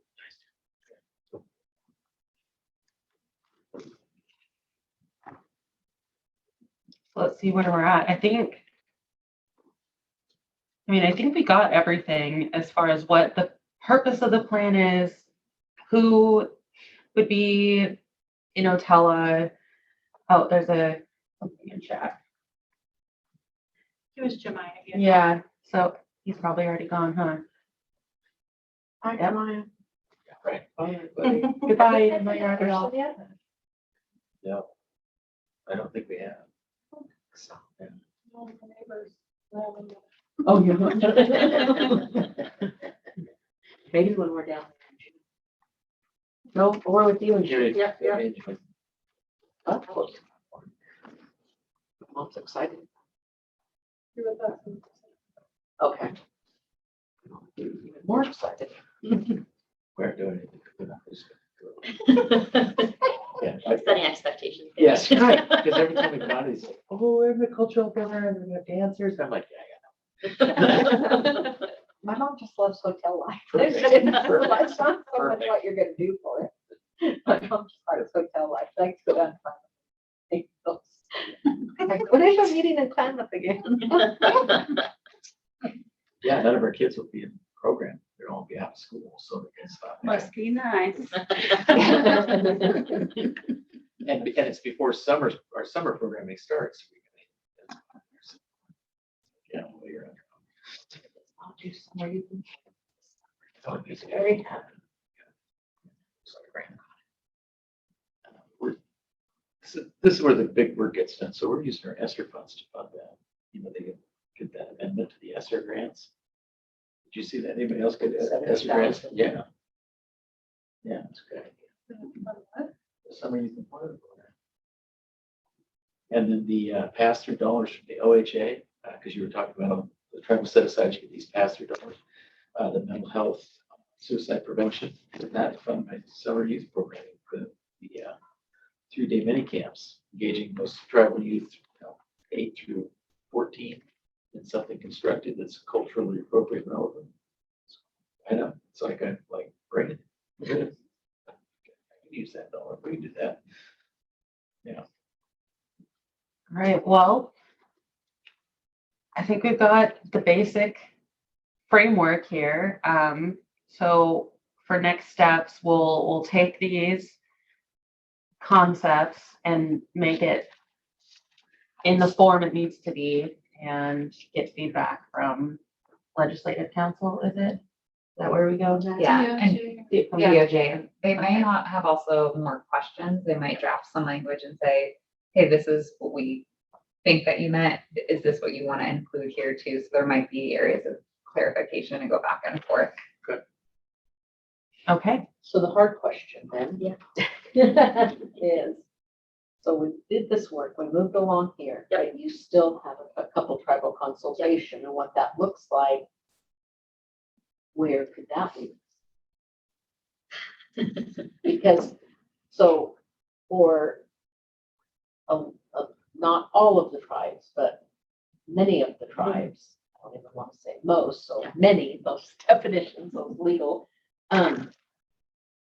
are in support of Otella and not specifically saying hub because we're trying to codify into the early learning fund, professional development, language and culture, and the third one.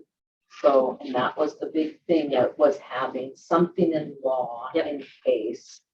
And the hub is in law, and so replacing it with the early learning fund and the Otella. What happens if you meet with those tribes and the hub idea is still very strong with them? Where do we go? Do you try to come back and bring consensus from the 9 tribal governments, or where does that, I mean, how are you framing it to them? Like, because it is hard to get over those words. And it's hard to get over what is already in law that we pushed for and the reasons. And I think the tribes that really, really pushed for the hub are satisfied now with this work. What happens next for this pop? Or is it a new pop, or is it just going to be? It'll be a legislative concept. Okay. There's a And lot to. And a pop. Oh, to ask for the tribal fund, because whether it's a tribal hub fund plan, $70,000 per tribe is peanuts, and so we want to make sure we ask for more. Say that louder. What is it? A POP is called, it's a policy action package, so it's a budget request or new Okay, funding. thank you. So we've got that, we've got that earmarked. What? It's a really good question. I think our hope is to be able to kind of represent the work of the TAC and all the really intentional discussion that's happened, the concerns that the tribal hub was meant to address, why the tribal hub is sort of not emerging as the preferred approach, and how these other, the plan and the fund and OTELA actually appear to meet the intention. If there's disagreement, I think we'll bring it back to the tribal advisory committee and likely do continued consultation to determine if there needs to be a change in course or just continued refinement to address any outstanding.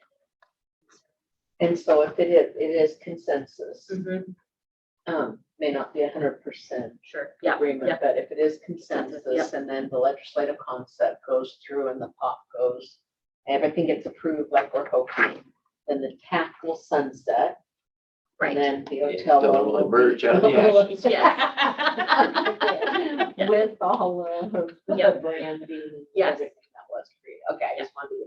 Yeah. So that would be until July of next year. Okay. But yes, and so I think in the interim, the TAC can still be meeting to refine what the tribal early learning plan. We can keep doing that work even though the plan isn't codified in statute yet.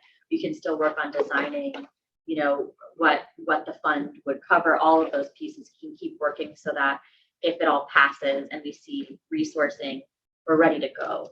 And we're not sitting back at 8+ month delays to getting dollars to the tribes.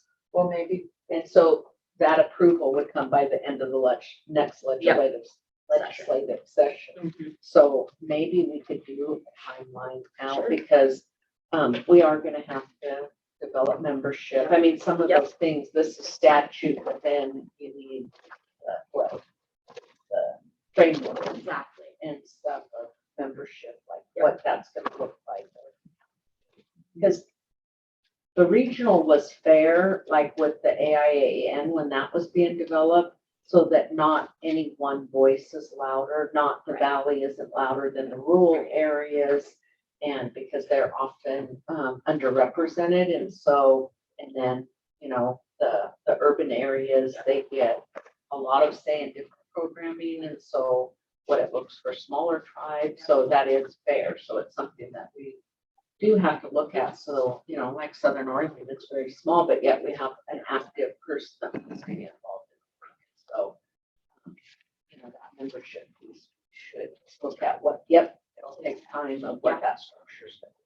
And Chris pushed back based on conversations we've had so far at DOJ, but I think we can start to use the model we've discussed here, right? Of TAC start surfacing the thoughts and we can bring it to subcommittee to make sure it's on the right path. But use TAC to say, we don't think it should be larger than 25 people. We think these are the regions that need to have representation and the others are bonus, really get into the weeds of operationalization. And then really, I think, look through the clusters and just our government to government consultation about when you all want to start priming folks for appointment, knowing that we're going to be in a little bit of a limbo between, submitting the legislation and hopefully it actually passing. So we can work through that once you've got the framework developed together. So I wonder because I know it's different because of the set aside seats on the AIAN. We get a letter and then a commitment letter. Do CEOs how does that work for like an individual, say this child care provider? Do they just self-nominate and then it's approved by the body as a whole? We would it depends. We could, on the process you want to develop. What we do for other subcommittees or work groups is there is an application. And usually there's criteria for selection. So that's where you get at the regional distribution, language, any other qualifiers.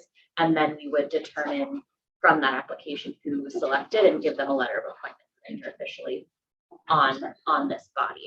And I think what we would work through with the TAC too is how much do the tribes want to be involved in the selection of the non-tribal representatives, right? Does there need to be any additional consultation, or are those positions just at the discretion of DELC with the criteria that the TAC becoming Otella establishes? And I think the tribes would want to see that criteria piece Yes. of it.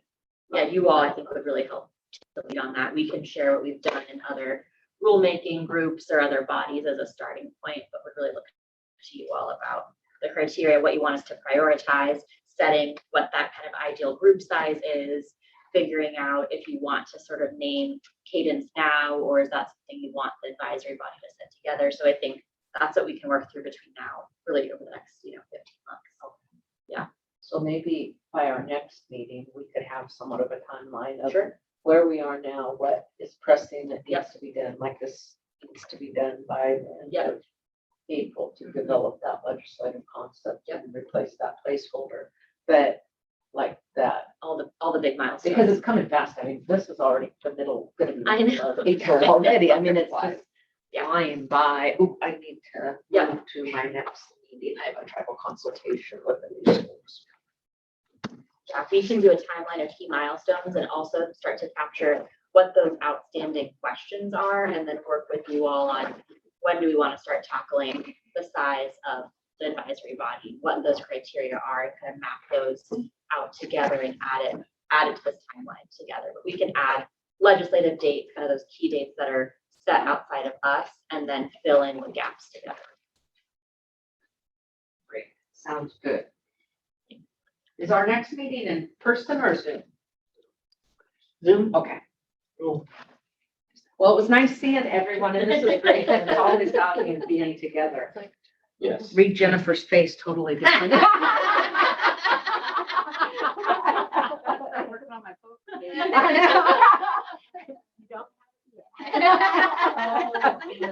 On Wednesday. Yeah. That is supposed to be canceled. Okay. I know there's lots of consortiums for Title VI, which is nice. Yes. See ya. Dory? Where'd you go? Oh, she went to, okay. I was just gonna tell her the tribal advisory committee meeting tomorrow is still showing on our calendars. Yeah, I'm ignoring it. Send out the- We love you, we don't need to see you tomorrow. See you all the time. Okay. Well, It was good to have everybody in the room. Of course, everybody did it once a month. Once a month, and most of them are by Zoom. And then this was like a work group, like get together in person. We try to be flexibility. We do hybrid. Excuse me, try to do the hybrid. Yeah. Because like what you left last night, right, to get here, didn't you? Yeah. Yeah. yeah, another. Yeah, get up at 3 o'clock in the morning to make it in. Yeah, no. We do like being in the same space, but we are very interested in that. Yeah. And we can spend a future meeting talking about the next, when you want That the looks next like- in-person to be.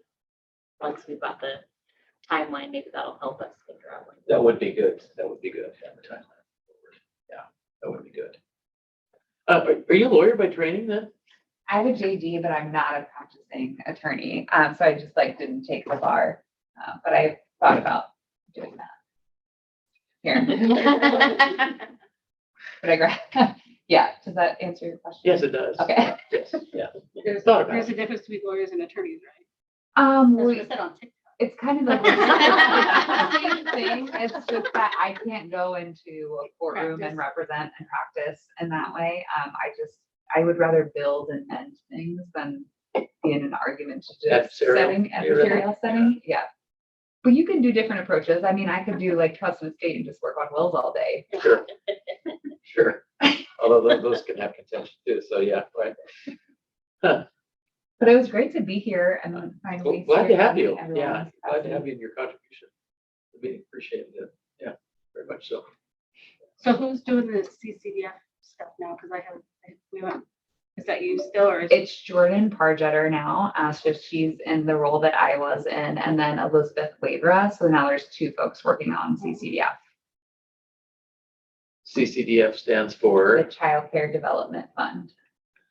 federal And the childcare is, infrastructure fund. yeah, talk to me a little bit about that before we take off. Separate, so that is a state-funded initiative. It's funded with lottery bond dollars, not general funds, which is unusual for our early learning programs. Okay. And it's intended to pay for infrastructure, and so it can be remodeled, it can potentially be purchasing new buildings, really having a lot more flexibility. And so we're working on what the application process timeline. It's contingent a bit on when the lottery bonds are sold, so that dictates some of this. But Business Oregon has a lot of expertise in capital dollars. We do not. So they're really building the systems for it, and then we receive the money to create the technical assistance that providers can be ready and set up to successfully apply. So that more info will be coming on that. We have 2 folks that just started with us a couple months ago who are working on this with Business Oregon. So Just, I got a technical grant from the Ford Family Foundation to look at a building. I know you've been talking for a while. I know, and they did. They looked at the building, they did, I've got plans for the schematic. So now I need to start looking at do that. That would be that.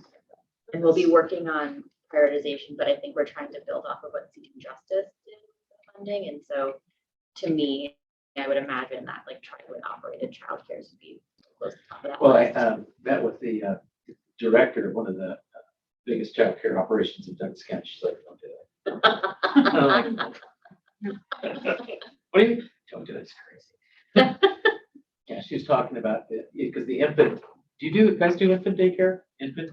View 0, we just opened a school age classroom last September, so we serve 6 weeks all the way up to 13 years of age in the center. And we should talk because the staffing ratio is like 1 to 4, so that makes it kind of. So we have 3 people assigned to our infant department. And then we have 2 in each other classrooms, and then I have another 4. And are you open from like 7 to 5 year I round. will send you a message.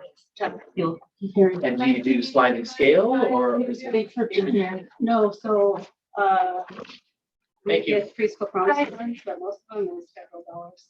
And, with the federal stuff, we have no co-payments, no nothing. We don't even do income eligibility. So federal dollars baby promise? No? Talk to me. CCDF. CCDF. There she goes, throw that out again. Yeah. And so, Yeah, now, yeah, we have CCDF and now we administer ERDC, which used to be. We're working on like a 2-pager of everything that lives here. So, yeah. The end. Yeah, do you want to close out? Yeah. This to be. so CCDF, then you provide